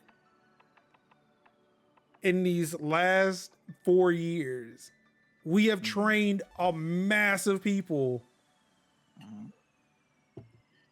on the term AI, meaning generative AI, LLMs, AI data centers, something like that, when AI used to mean Siri just being Siri. Shut up, Siri. I'm not talking to you. Uh-huh. You called her name though. I did. Yeah. This is rude, seriously. Or no reason. what a character does in response to what you do in a video game. Yeah. Yeah. That's where we. That's kind of where we are. But no, when I say, hey, I don't know, let's be intentional with the words we use. No, all AI is bad. It's not though.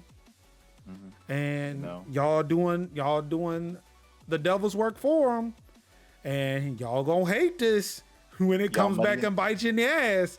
I tried to tell y'all, words mean things.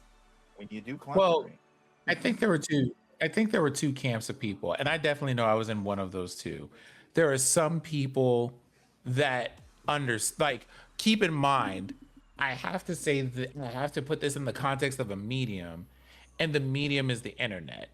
It's not a round table like this where we're talking to each other, we understand each other, know each other as humans that are able to talk about things with nuance, Yes. right? We're talking about the internet at large, and specifically social media platforms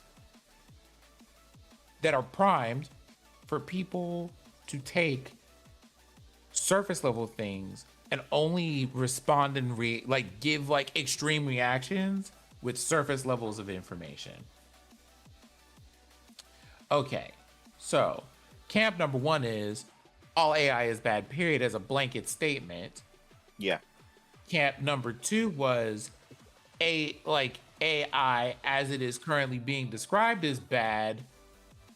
Subtitle, there's a lot of nuance of this about exactly what that means, but God knows I'm not about to wade through 500 armies of y'all who are intentionally going to make an effort, like Olympic level effort, to misunderstand every word I'm trying to tell you. I'm not trying to argue with y'all about that. I already have like 4 gray hairs, and I'm not about to make it 5 because of y'all. Yep. I'm not about to do it. So I was just like, hey, I'll fight you. here's where we're at.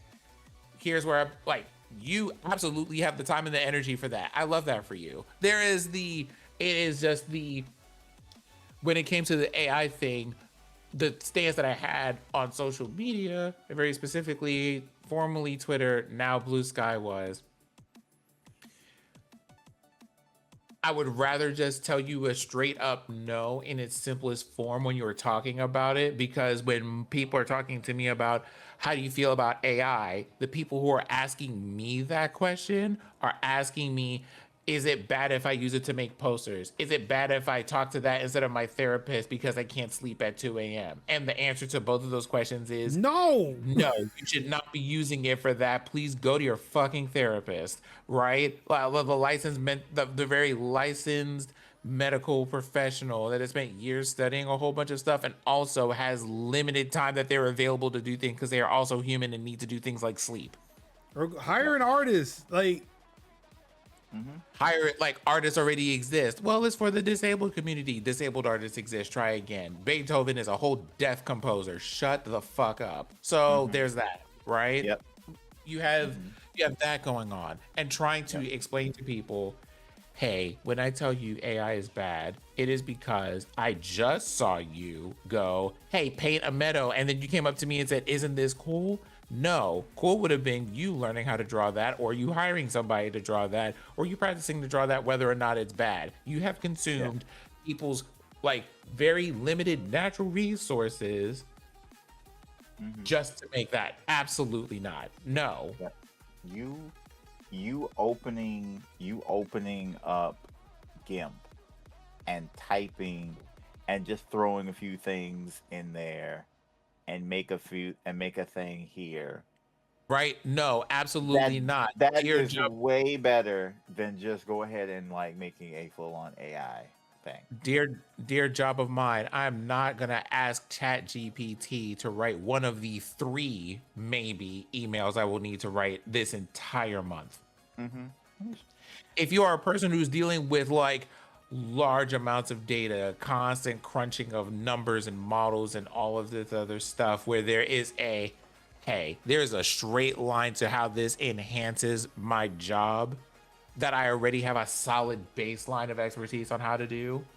We're not talking about that. I'm not talking about a fucking spell check. I'm not talking about the GPS. I'm not talking about Siri reading the GPS coordinates to you. I'm not talking about none of that. I'm not talking about the feature on your phone where you go, hey, call my mom, and it picks up the phone and it calls the person that you have given that label in your phone. We're not talking about any of that.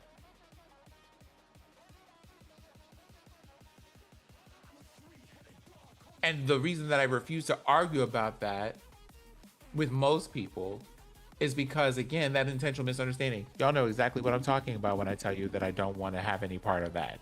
Y'all know exactly what I mean. Exactly. Absolutely not. I'm not about to argue with y'all when you know exactly what I'm talking about and just want to play the devil's advocate for fuck ass reasons. I don't have time for that nonsense. Indeed. but then like the pendulum swings another way when people are Now, when being people obtuse. Yeah, when they're being obtuse about it, and you're like, no, all AI is bad. Like, but no, there are general like there are actual good. No, like no, it all needs to go in the trash. Like AI is just terrible. Like, now I need you to really be specific, because again, if you are lumping all of it together, we then get bullshit like this. Yeah. So if you had said that to me, which thankfully, when you did say that, you didn't say that on a social media platform. You said that here, right? Yeah. Where we could have like a dialogue about it. If you had said that on social media, I probably would have been like, "Hey, this is not the place to have that conversation." Because what I don't want to is what people will do. It's very much like, "Hey, you can't say the N-word." For what? For there are zero reasons in which you can say that word to me or anybody who looks like me, not even remotely.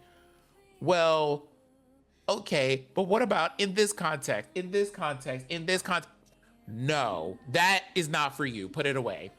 Yeah. It's like we can't. There are a lot of debates we cannot have with people on the internet, and that is one of them. And like, right, and like the difference What? between the, like, obviously, you know, when you're talking about AI, it's a very different thing because it has nuance and things like that that you can apply to a lot of people, but the mindset of the same is the same of the people who want to line step and then want to argue with you because Yeah. either A, they're being willfully obtuse, or B, they want to figure out how close they can get to doing a thing without feeling like they did something wrong. And it's one of those, you currently have the information available to you to know whether or not you should do the thing or not. So asking me to co-sign the thing that you are trying to do when you are going to do it either one way or the other is pissing me off. Leave me alone.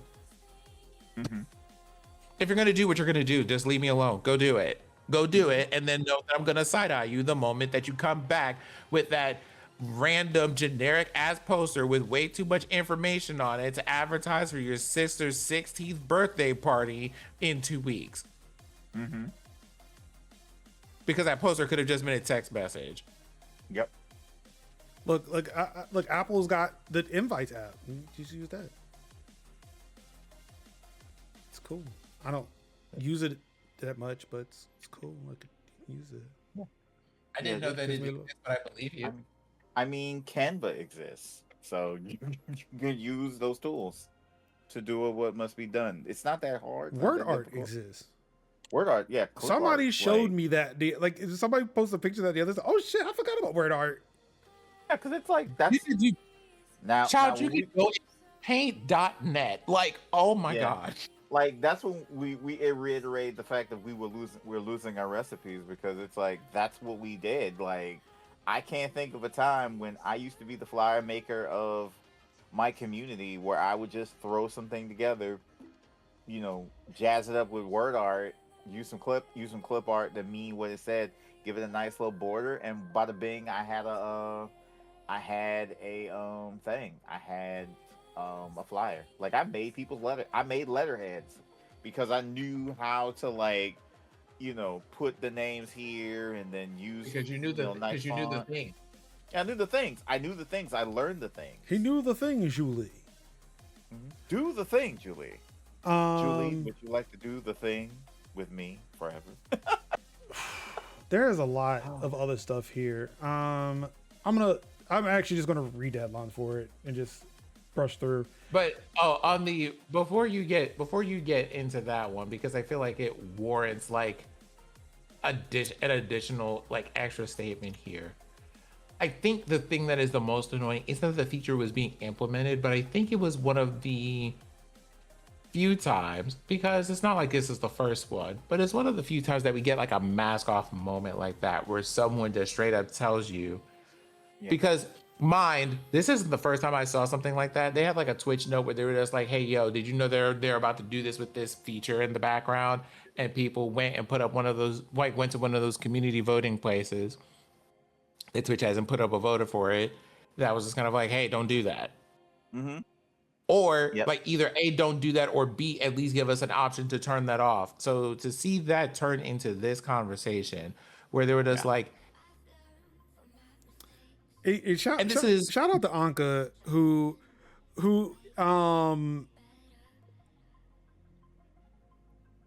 she had posted somewhere like, hey, you know, that they have the little voting thing like you were just talking about. You can vote on whether or not they put more AI and more things. Like, yeah, how'd that work out? Yeah. right? Where do you It's think they the- figured out that nobody was going to turn that off? Yeah. It was like So it's there's something that hits like a certain nerve for me. And this is where sometimes when we're talking about the AI subject major, this is where certain things land for me. It's when we talk about right? Whoopsie doodle. When we talk about like the subject of AI, and people using it and the muddying of terms and people being like, well, what if we muddy the waters with like not being specific about terms? That man got on the screen today and like got on the screen yesterday and said, we know that y'all don't want that, and we know exactly what it is that you don't want, and we want to do it anyway. And that's part of why I just like why it's a really hard thing for me to want to willingly talk to people about it. Because it's kind of like, oh, y'all know exactly when I say you're thinking about things in like all of its like facets and shades, right? That's what I do. But that's you individually. Most other people, when I'm talking to them, they're just like, I know exactly what you're talking about. So what are we doing? Because you know exactly what I meant when I said that the first time, the second time, and the third time. What are we doing? So, all right. In terms of executives putting their foot in their mouths, do you think the Twitch executive put his foot in his mouth worse, or Saber Interactive's CEO? I still think it's Twitch. Now, I know about the story, but I still think it's Twitch. For those who don't know, and I'm gonna try to get through these really quick. We're now in the gaming section. Aftermath writes, Saber Interactive CEO Matt Karch can get in the bin. Stating, I would frankly, in retrospect, have been happy to replace her with AI. Earlier this week, Stella Stacco, a former lead writer at Saber Interactive, claimed on social media that the company had replaced her with ChatGPT midway through development of the game Rideshare Stimulator? Is that what the name of the game is? Yes. I really thought it was Simulator. I did not know it was Stimulator. They even put air quotes in it. Wow. Yeah. Kev. So, Yeah. all right, before I go any further on this, Kev shared this with me a week or so ago. Yeah, because it's a driving game. And It's a driving game. It's one of those simulator games. I enjoy playing those games. Yeah. I am now, because of what we're about to go through, was already like, you know what? No, I'm out.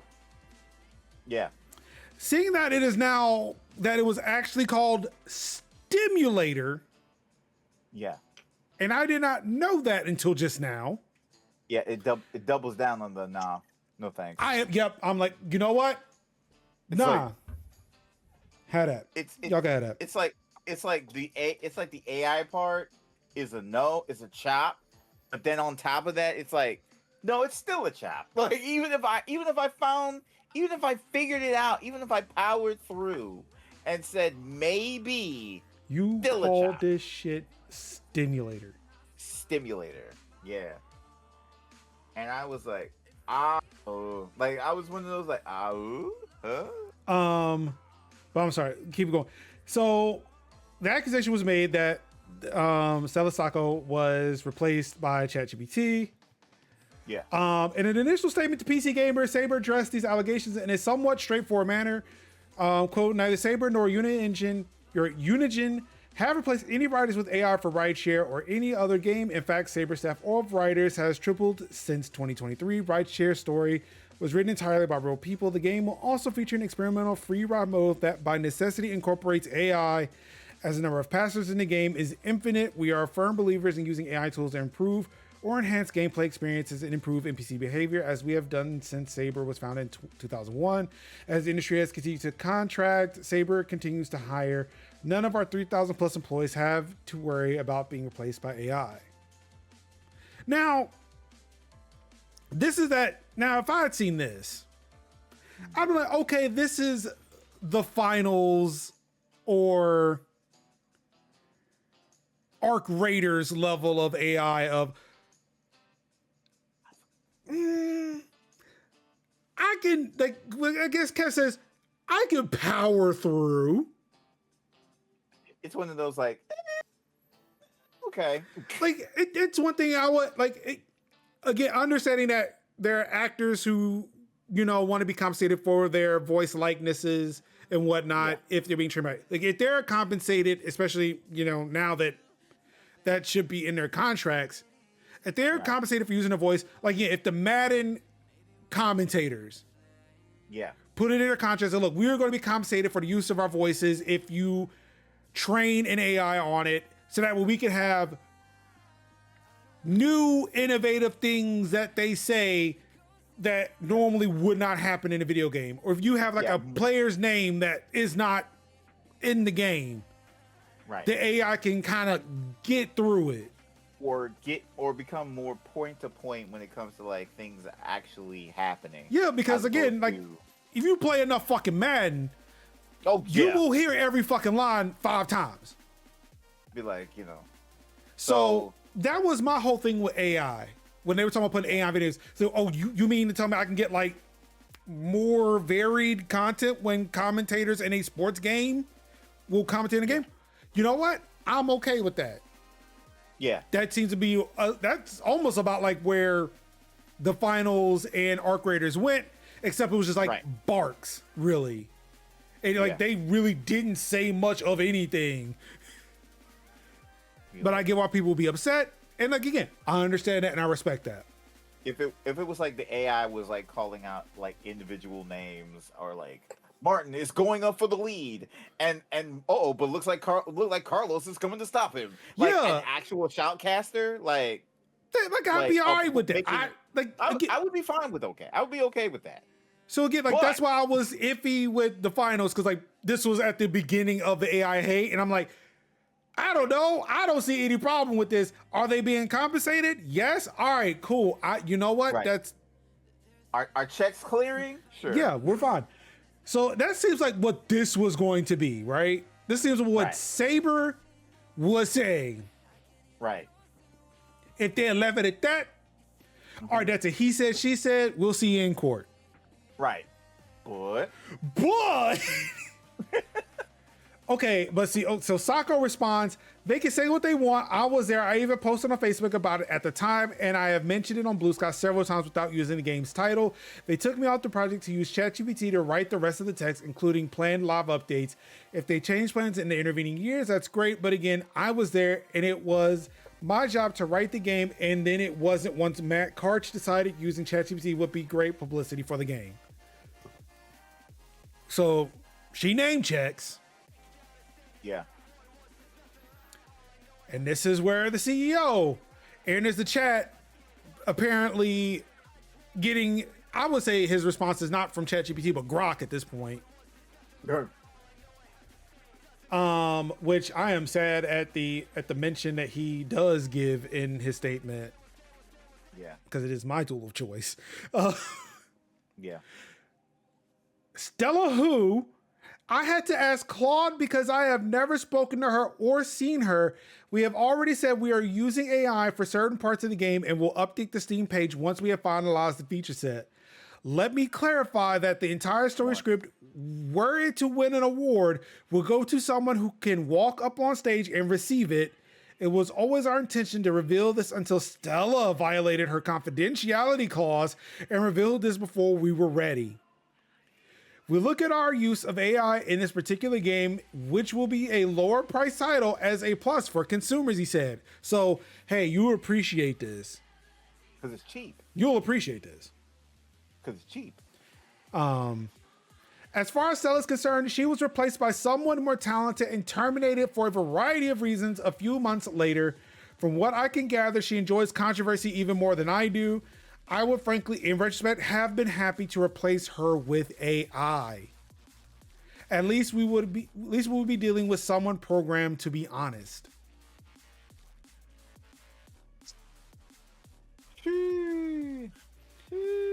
Could have let the lawyers handle this. But they never do, because you know, they Grok told them otherwise. They didn't ask Esquire and Esquire. They asked him, and he was like, you know what? Because again, we always say, like, the more a CEO talks, the more they will give the game up. We have seen this. That was, you know, because they don't know to to sit there and let the Esquire say something. Come on now. Now again, I did not see Saber's response to this at all. This is Saber isn't. This is the dev. well, no, Saber responded. They sent a statement to PC Gamer, Yeah. but they were like, "Oh, we were using it to, because NPCs are infinite. It was Yeah. just going to generate things for the NPCs to say in the car, I guess." Yeah. Which, again, as long as check's cleared, do whatever you do. It's whatever. It was almost gonna be like the equivalent of like a very hopefully a little sanitized version of Taxi Cab Confessions. That's the vibe I was getting. Yeah. Like weirdos in the cab. Like, oh, But no, the CEO gets in during this spat between, again, a former dev or a former writer right. and a company. Again, we're lawyers and PR, people who are paid to handle this shit, could have handled it. Right. But then it's like, I had to ask Claude. Right. Who this person was. And again, you have lost the plot, you have lost the argument when you were saying, I had to ask the AI. Right. Again, this like Ask Crafton. Yeah, dog, like Like talk. that will settle Crafton case CEO law, about it. man. Like that should have been like CEOs should not be talking to AIs about business decisions. But yeah. So yes, rideshare stimulator. Fuck it. we weren't gonna buy it, but it was just a matter of like we're certainly not gonna buy it. Yes, in a matter of 2 days, I'm like, yeah, fuck that. Yeah, when I saw it, yeah. I immediately hit up Kevin and said, yeah, Kev, this was like a big no for us. This was a big no, man. Not so much you hit me up, it was more or less you tagged me on Blue Sky and was like, Kev, this ain't it, bro. And I'm like, This ain't the agreed, move. trash. This ain't the move. Moving on. Indie game publisher Devolver Digital wants to go private. Looks like As they should. this is coming from Eurogamer. It seems like the funds are up. Which again, I will point out that unless it's AI, shareholders are not putting any money in anything No. because the grift is real. Because yeah, you're better off just closing, taking yourself off and making the games. Like that's Just don't go the Saudi route. I mean, real talk, they don't have to go to Saudi route. Like, you don't know how much sales Cult of the Lamb made? I mean, if it's enough to cover the spread, if it's enough to cover that public spread, all right. Yeah. I'm like,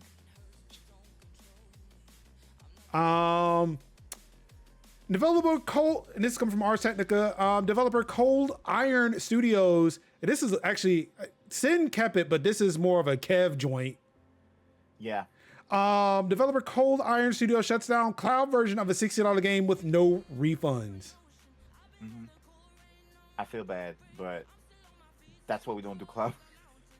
Like that, no. Cloud versions? No. Following this announcement in March, game developer Cold Iron Studios has shut down the servers for the cloud version of Aliens Fireteam Elite on the Nintendo Switch. The game originally cost $30 or $60 for an ultimate version with additional content. Cold Iron Studios hasn't offered customers refunds. No. Again, I would point out as we're seeing companies moving towards the all digital future. Microsoft seems to be flip flopping because Microsoft don't know what it's going to be.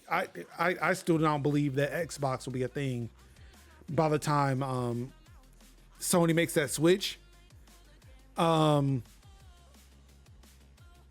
yeah, as we've seen with the Xbox outage from a couple of weeks ago, when even their physical games stopped working.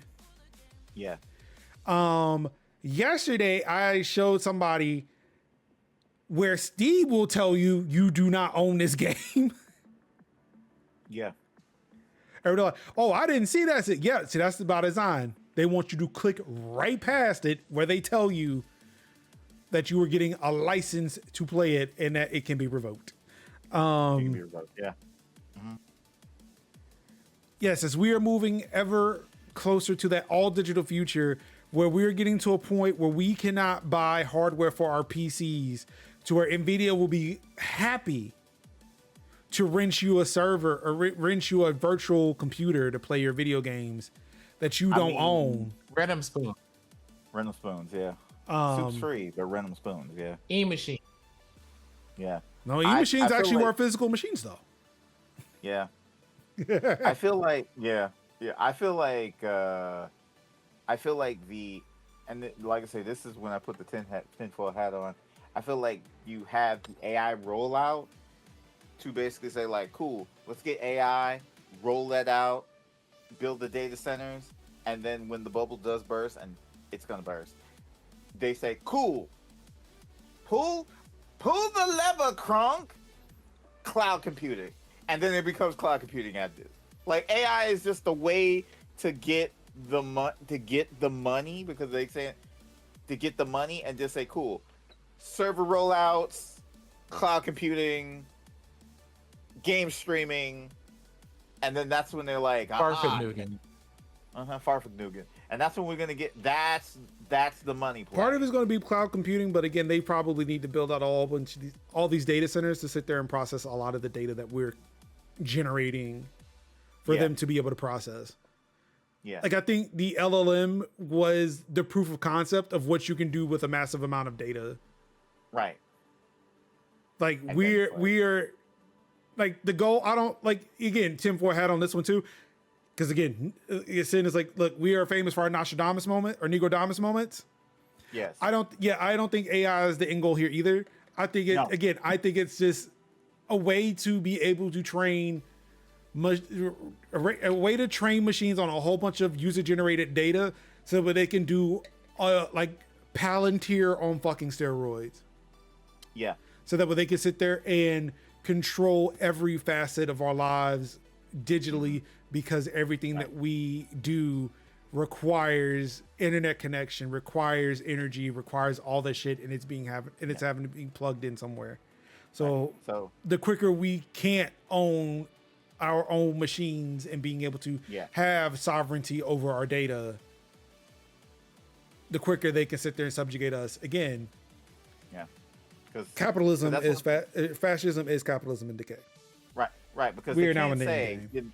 because they can't say cloud computing, cloud streaming and whatnot, because that's not sex. It's not sexy. But AI, that's sexy. So they basically, it's like they start and then the bait and switch, rug pull like everything else, rug pull, and then it's like cool, cloud computing now. Because that infrastructure got built real quickly, based on the fact of what AI could do, on the back of the illusion of what AI and everybody trying to, and the company's using the same $20. It's the band of, in another Discord that I rock with, it's the band of the $20. It's like the brotherhood of the $20. In sad tech news too, I did see an article saying that Anthropic can possibly be valuated at $2 trillion. Oh yeah. So yeah, it's real. But I mean, speaking of not They'd be being able richer to, than Elon, so he's gonna start poisoning somebody. at least it's not OpenAI. Yep. Then he'd be really mad. But speaking of games that we actually can get physically, yes. Wolverine. Marvel's Wolverine will be fully playable on disc when it releases. Insomniac clarifies, perhaps making it one of the last few PlayStation games that will be all on the disc. I may not even want to play this game. I may just buy the damn game physically just to have it, just because I know the full game is on it. I mean, to be fair. You said vote with your wallet. Yeah. Yeah. It's that whole thing of like, guys, we gotta buy the game to support the game, and I'm like, that's not the case anymore. Like, you buy the game, You buy the game, it flops, the studio goes down. You buy the game, it succeeds, the studio goes down. Like, Yeah, Netflix is proving to be the exception to the rule here. Yeah. Which another story that was taken out. The Oxenfree devs, Night School, were closed today. Yeah. Even after Netflix was like, "Yo, they doing good shit over there." They're doing good stuff over there. Close, right?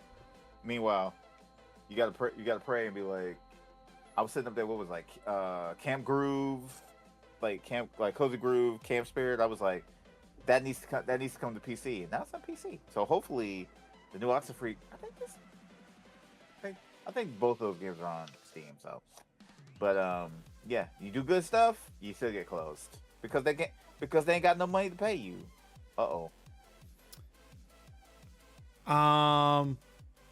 Yeah, that's a. Yeah. At least it's blurred, and at least they're blurred in the background, and they have pants on. So yeah. and that was like. But then we turn on the light.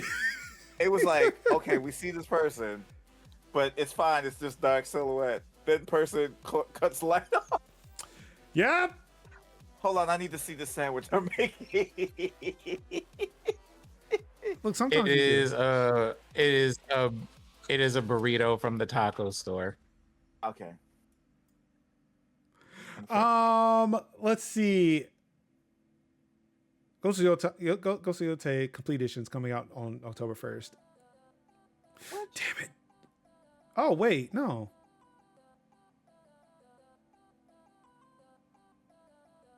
Wait, I don't understand. So physical version is going to be available October 1st, but I don't understand. Oh, I guess buy now is the digital. Oh, wait, what? So this the complete edition?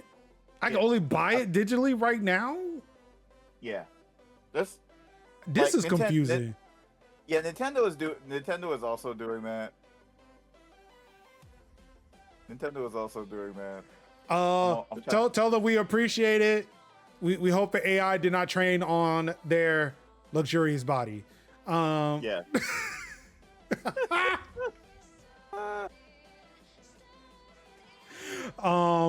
Not laughing as a joke to them, just laughing at the fact that I said a ridiculous thing and it is actually being repeated. Yeah. But yeah, Nintendo is doing that thing where they sold the digital version of like Xenoblades, and then at a later date, a physical copy of that Xenoblade game is coming out. So I think they're doing the definitive editions for 1, 2, and 3. They'll do digital first, and then they'll come out with like physical afterwards. Can we just stop that? I'm not a fan of that either. But But last but not least, PlayStation Plus games catalog for August: Helldivers 2, Kingdom Come Deliverance 2, yes, Vampire Survivors, and Hell Is Us, and more coming to PlayStation Plus Premium and Extra. Yeah, and Helldivers, we can hug the blueberries now. Yay! There's this picture of Marvel Wolverine, and this uniform that he's wearing, this outfit he's wearing, it looked like Snake's sneaking suit from MGS3.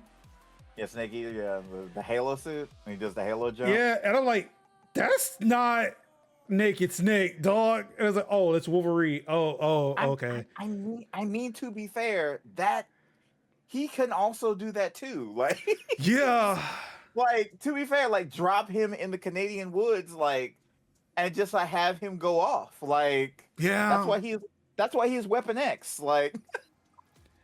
So for PlayStation Plus Extra and Premium game catalog subscribers, you get Helldivers 2 with the Devoid of Liberty update that also released.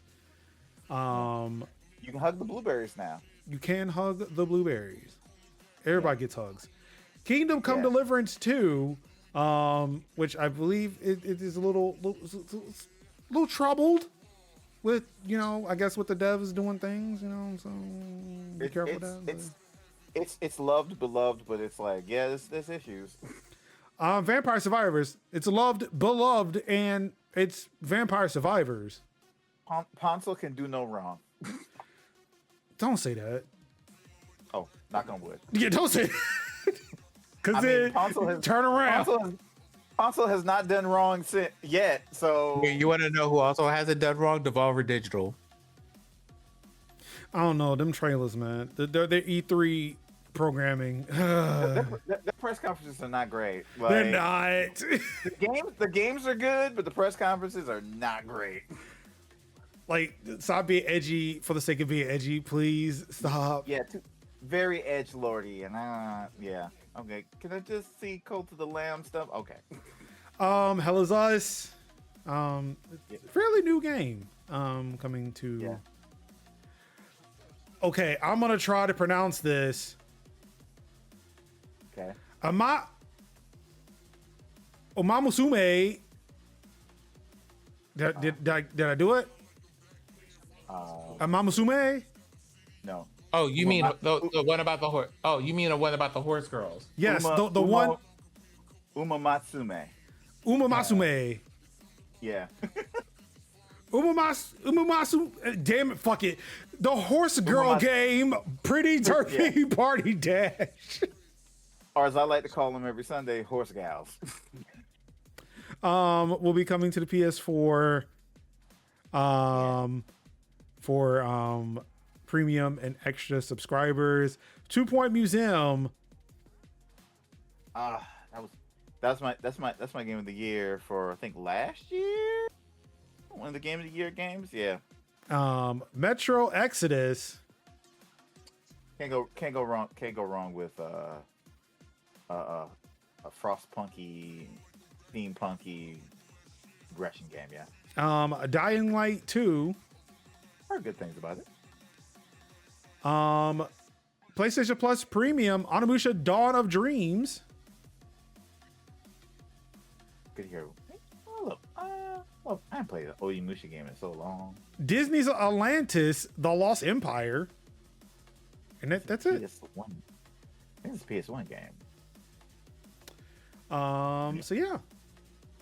All those games are coming to PlayStation Plus Premium and Extra. Yeah. And I believe that's at the end of the month, except for Helldivers. That's available right now. Mm-hmm. Which that's good because I know that's probably going to get a deluge of new players. Oh yeah. Yeah.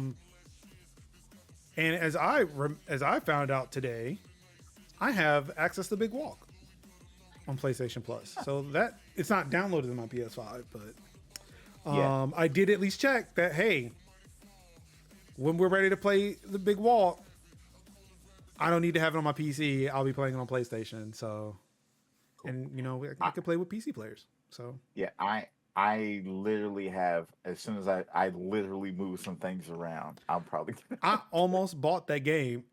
It's so glad I didn't. Even though I still might throw them some money. I know we are running a little low on time here, but do want to find out, hey, gentlemen, what y'all got going on this week? How was last week? Then we'd like to go first. I'm sure this weekend is probably, last weekend was going through my closet and empty, got a box full of stuff. So this weekend is probably going to be catching up on various small side people have asked me to read up on because I may or may not be at a convention next month. Ooh. Details for that pending, so stay tuned. Do you But it have might be a major location? Nick of the Woods. Oh, it's that one? Potentially, yes. Because I might be there too. Oh, at the event in Durham in particular. Yes, the one for Blurds. Yep, then I will definitely be there. I was reached out to personally by the head guy because when they tried to get Twitch Raleigh there. So those conversations are being had. So yeah, I actually might break out and go to a convention for the first time in 2 years. Oh, nice. Well, no, it's actually been probably about, I don't know. I can't remember last time I went to one, but yeah, it's been a minute. Anything else? No, just reading books and attempting to be responsible with the adult money that I have. Probably failing to do so, but I'm going to attempt. Though tomorrow's payday. No responsibility. No, they're definitely responsibilities. My student loan went up. Yeah. Kev, Yes, sir. what you got? Well, the retro emulation movement can't stop, won't stop. I have been a dibbling and a dabbling. Haha. Ha ha ha. So I have been a dabbling and a dibbling, and I have been enjoying all of that process because that has been really fun. There's times where I'm like, man, I really would just like to just make a guide about all of this. Really talk about all the games that I've legally owned and obtained. That's right. So to really be able to talk about those kind of things and have, a deep conversation, because it's been really fun to like learn, and YouTube University has been really a gas, because like I say, if you need to learn how to set up things, you can set up things and playing around with stuff, and that's always stuff's been pretty cool. I figured out to do, we now have a functioning Nintendo Wii, and I have my Wiimotes, and I can now play Wii Sports. And when I tell you playing Wii Sports after not playing it for like what feels like to be 12, more than like, I guess you would say like 16 years, like All your joints right felt now. so good. I mean, a little bit. The backswing has not been as crisp as it could have been before. Well, you don't have an excuse. Switch Sports exists. Yeah, but it's like it exists, but and I play it, but it doesn't feel it doesn't hit the same. Like Does it have the heft? It doesn't have the heft of a Wiimote. it doesn't have that heft, that flavor that we used to take. It's like drinking like a Fruitopia. Like it don't taste the same, Like drink it. It's like drinking Vault. That used to be like back in the day. Drink Vault. It don't taste the same. Like like somebody like they bring Surge back, and Surge, they mess with the formula of Surge, and it don't hit right. No, they lost it. This is what's happening. We're losing our recipes. We are literally losing our recipes. Not so much losing our recipes, more like yeeting those recipes in the garbage and being like, let's throw everything corn syrup in it and see if we fix it. And it doesn't. It doesn't taste good.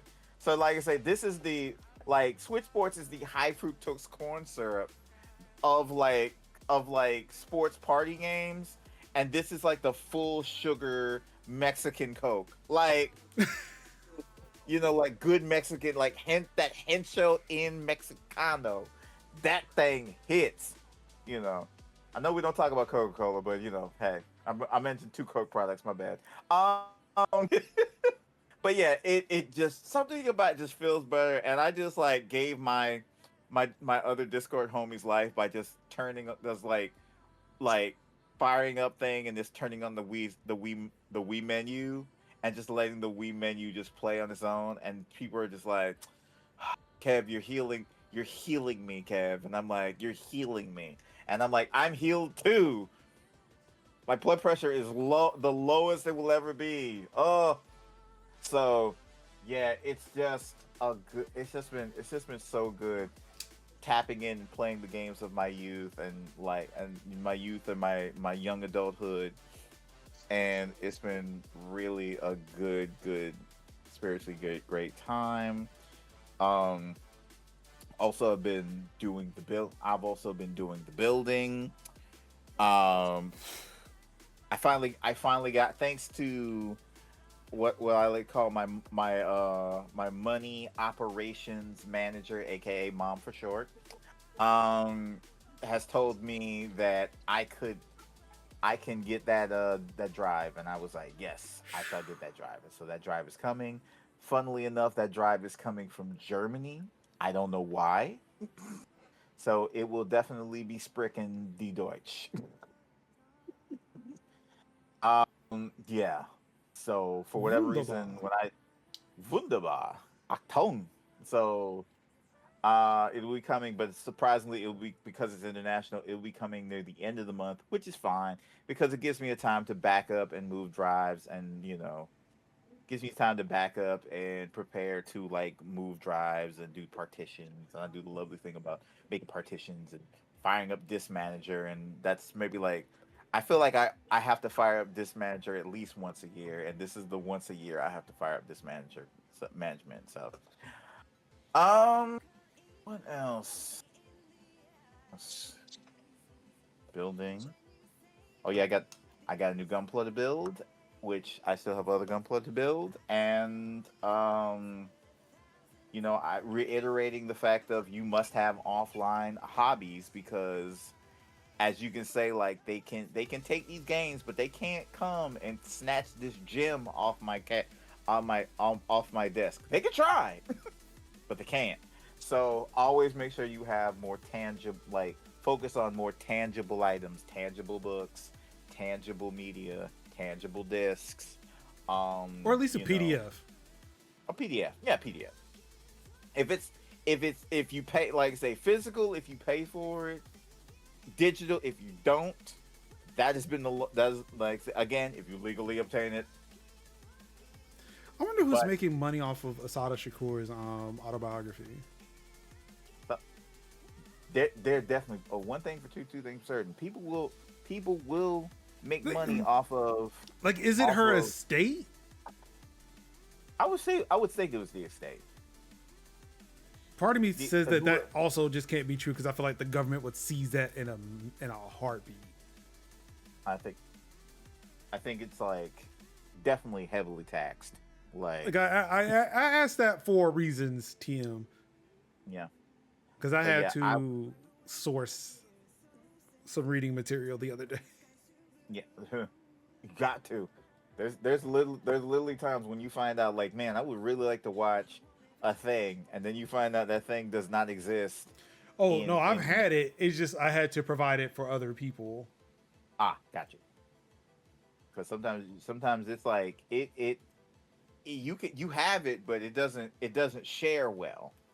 So you have to find ways to share it with the people. Again, this is why I say PDFs. Because one thing they don't tell you, PDFs are small, they're compact, and a lot of places have access to them, but a lot of places read them. Sneakernet, yep. Sneakernet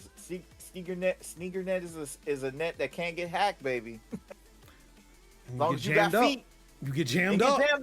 It can get jammed up, but but it's fast if you run faster. Yeah, I'm on that. I'm on that Taylor connection. That's high speed sneaker net. You got to run fast. No, I'm on that 26.6. I ain't getting very fast. You got to do that.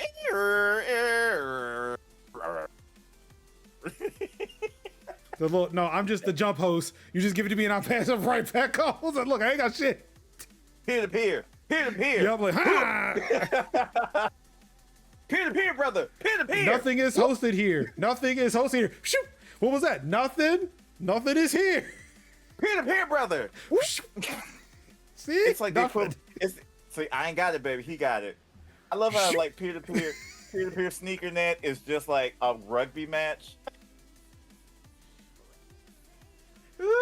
Is that it? Oh, yeah. Let's see. Yeah, that's it. On my end, like I said, hey, surprisingly, nothing was bought this week. Hooray. However, I lost a tire. So eventually soon I will have to buy things. And I'm not happy about that. Did you put the tire in your back pocket? What you mean you lost? It's dead. It got stabbed by a nail. Coincidentally, in I guess the one place that can't be repaired, so I have to buy new ones.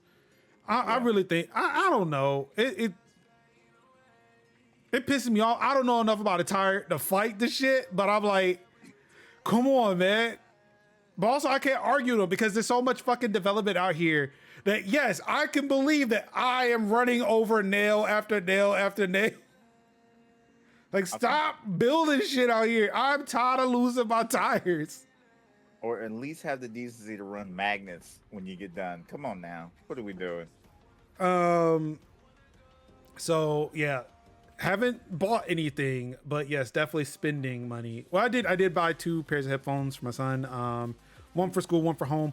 Because we were like, yeah, we need to get some headphones for school. My wife's gonna looking at like no name shit for like $25. I'm like, I went to Amazon, which yes, whatever you say whatever you want. But I went to Amazon, I was like, Look, wired headphones for kids, Sony headphones for $10.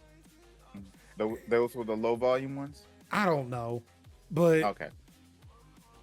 all I know is that he said it got loud enough to where he could tune us out. So, like, you looking at $25 for headphones from companies we've never heard of. Yeah, for a whole bunch of consonants. $10 for Sony. You just want them because it's Sony. No, No. $10 and their name brand. And their name brands. Like I told us, I could buy 2 of these and will trust them more than I will trust whatever the shit you looking at. Yeah. So he said, well, then fine now, buy them. Although, okay, 2. And sure enough, 2 pairs of headphones showed up today. Yeah. And I was like, initially I bought and said, look, you got one here and then there's a backup in case these break. But then I thought I said, no, because I want to wear headphones at home too. Once for school, once for home. You better be wearing them headphones every time I see you with that damn tablet or that Switch. I do not want to hear that shit ever again. Right. So he bought them out the box. He's been using them. So hopefully we're getting somewhere. Cause he used to not like to wear headphones, but I think he's starting to come around because we are now like, he's complaining that our TV viewing is too loud for his tablet. I'm like, you can solve this. Put the headphones on. I don't know where they at. Okay, we'll fix that. Yeah, as a son myself, who also has to deal with the loud TV of a parent. It's not loud. It's just that it's not loud. It's just louder than his tablet. It's like So that happened. I am let's see. Finally, first weekend off call. So planning to do some stuff with the equipment. Again, so I was talking about looking over behind my house to see where the tree line and stuff is. Maybe walk over there and see what's going on. Maybe go to a trail, do some stuff. There's some protest stuff going on. So a lot of opportunities to kind of get some footage and see what I can do with it. And see where I can post it and do all the stuff. Let's see. I don't think there's much in the way of gaming that's been happening. I'm still trying to get through Assassin's Creed. Eventually I'll pick it up and play it again soon. But yeah, outside of that, nothing's really going on. Like I said, I got rid of refrigerators, so there's some empty space over here now. I put my Palestinian flag over there, but didn't realize that my camera does not look in that corner. So it seems like nothing has changed in the background. But no, there's a noticeable gap behind me, and it's like I really need to put something there. It's just empty space I don't like. it's like you will know. Yeah, I know it's there. But yeah, I think that's it. I don't think nothing else is happening. But I guess if something does, let you know. Of course, thank you. So on that note, thank you everybody for tuning into another episode of Tech Talk Thursdays for August 13, 2026.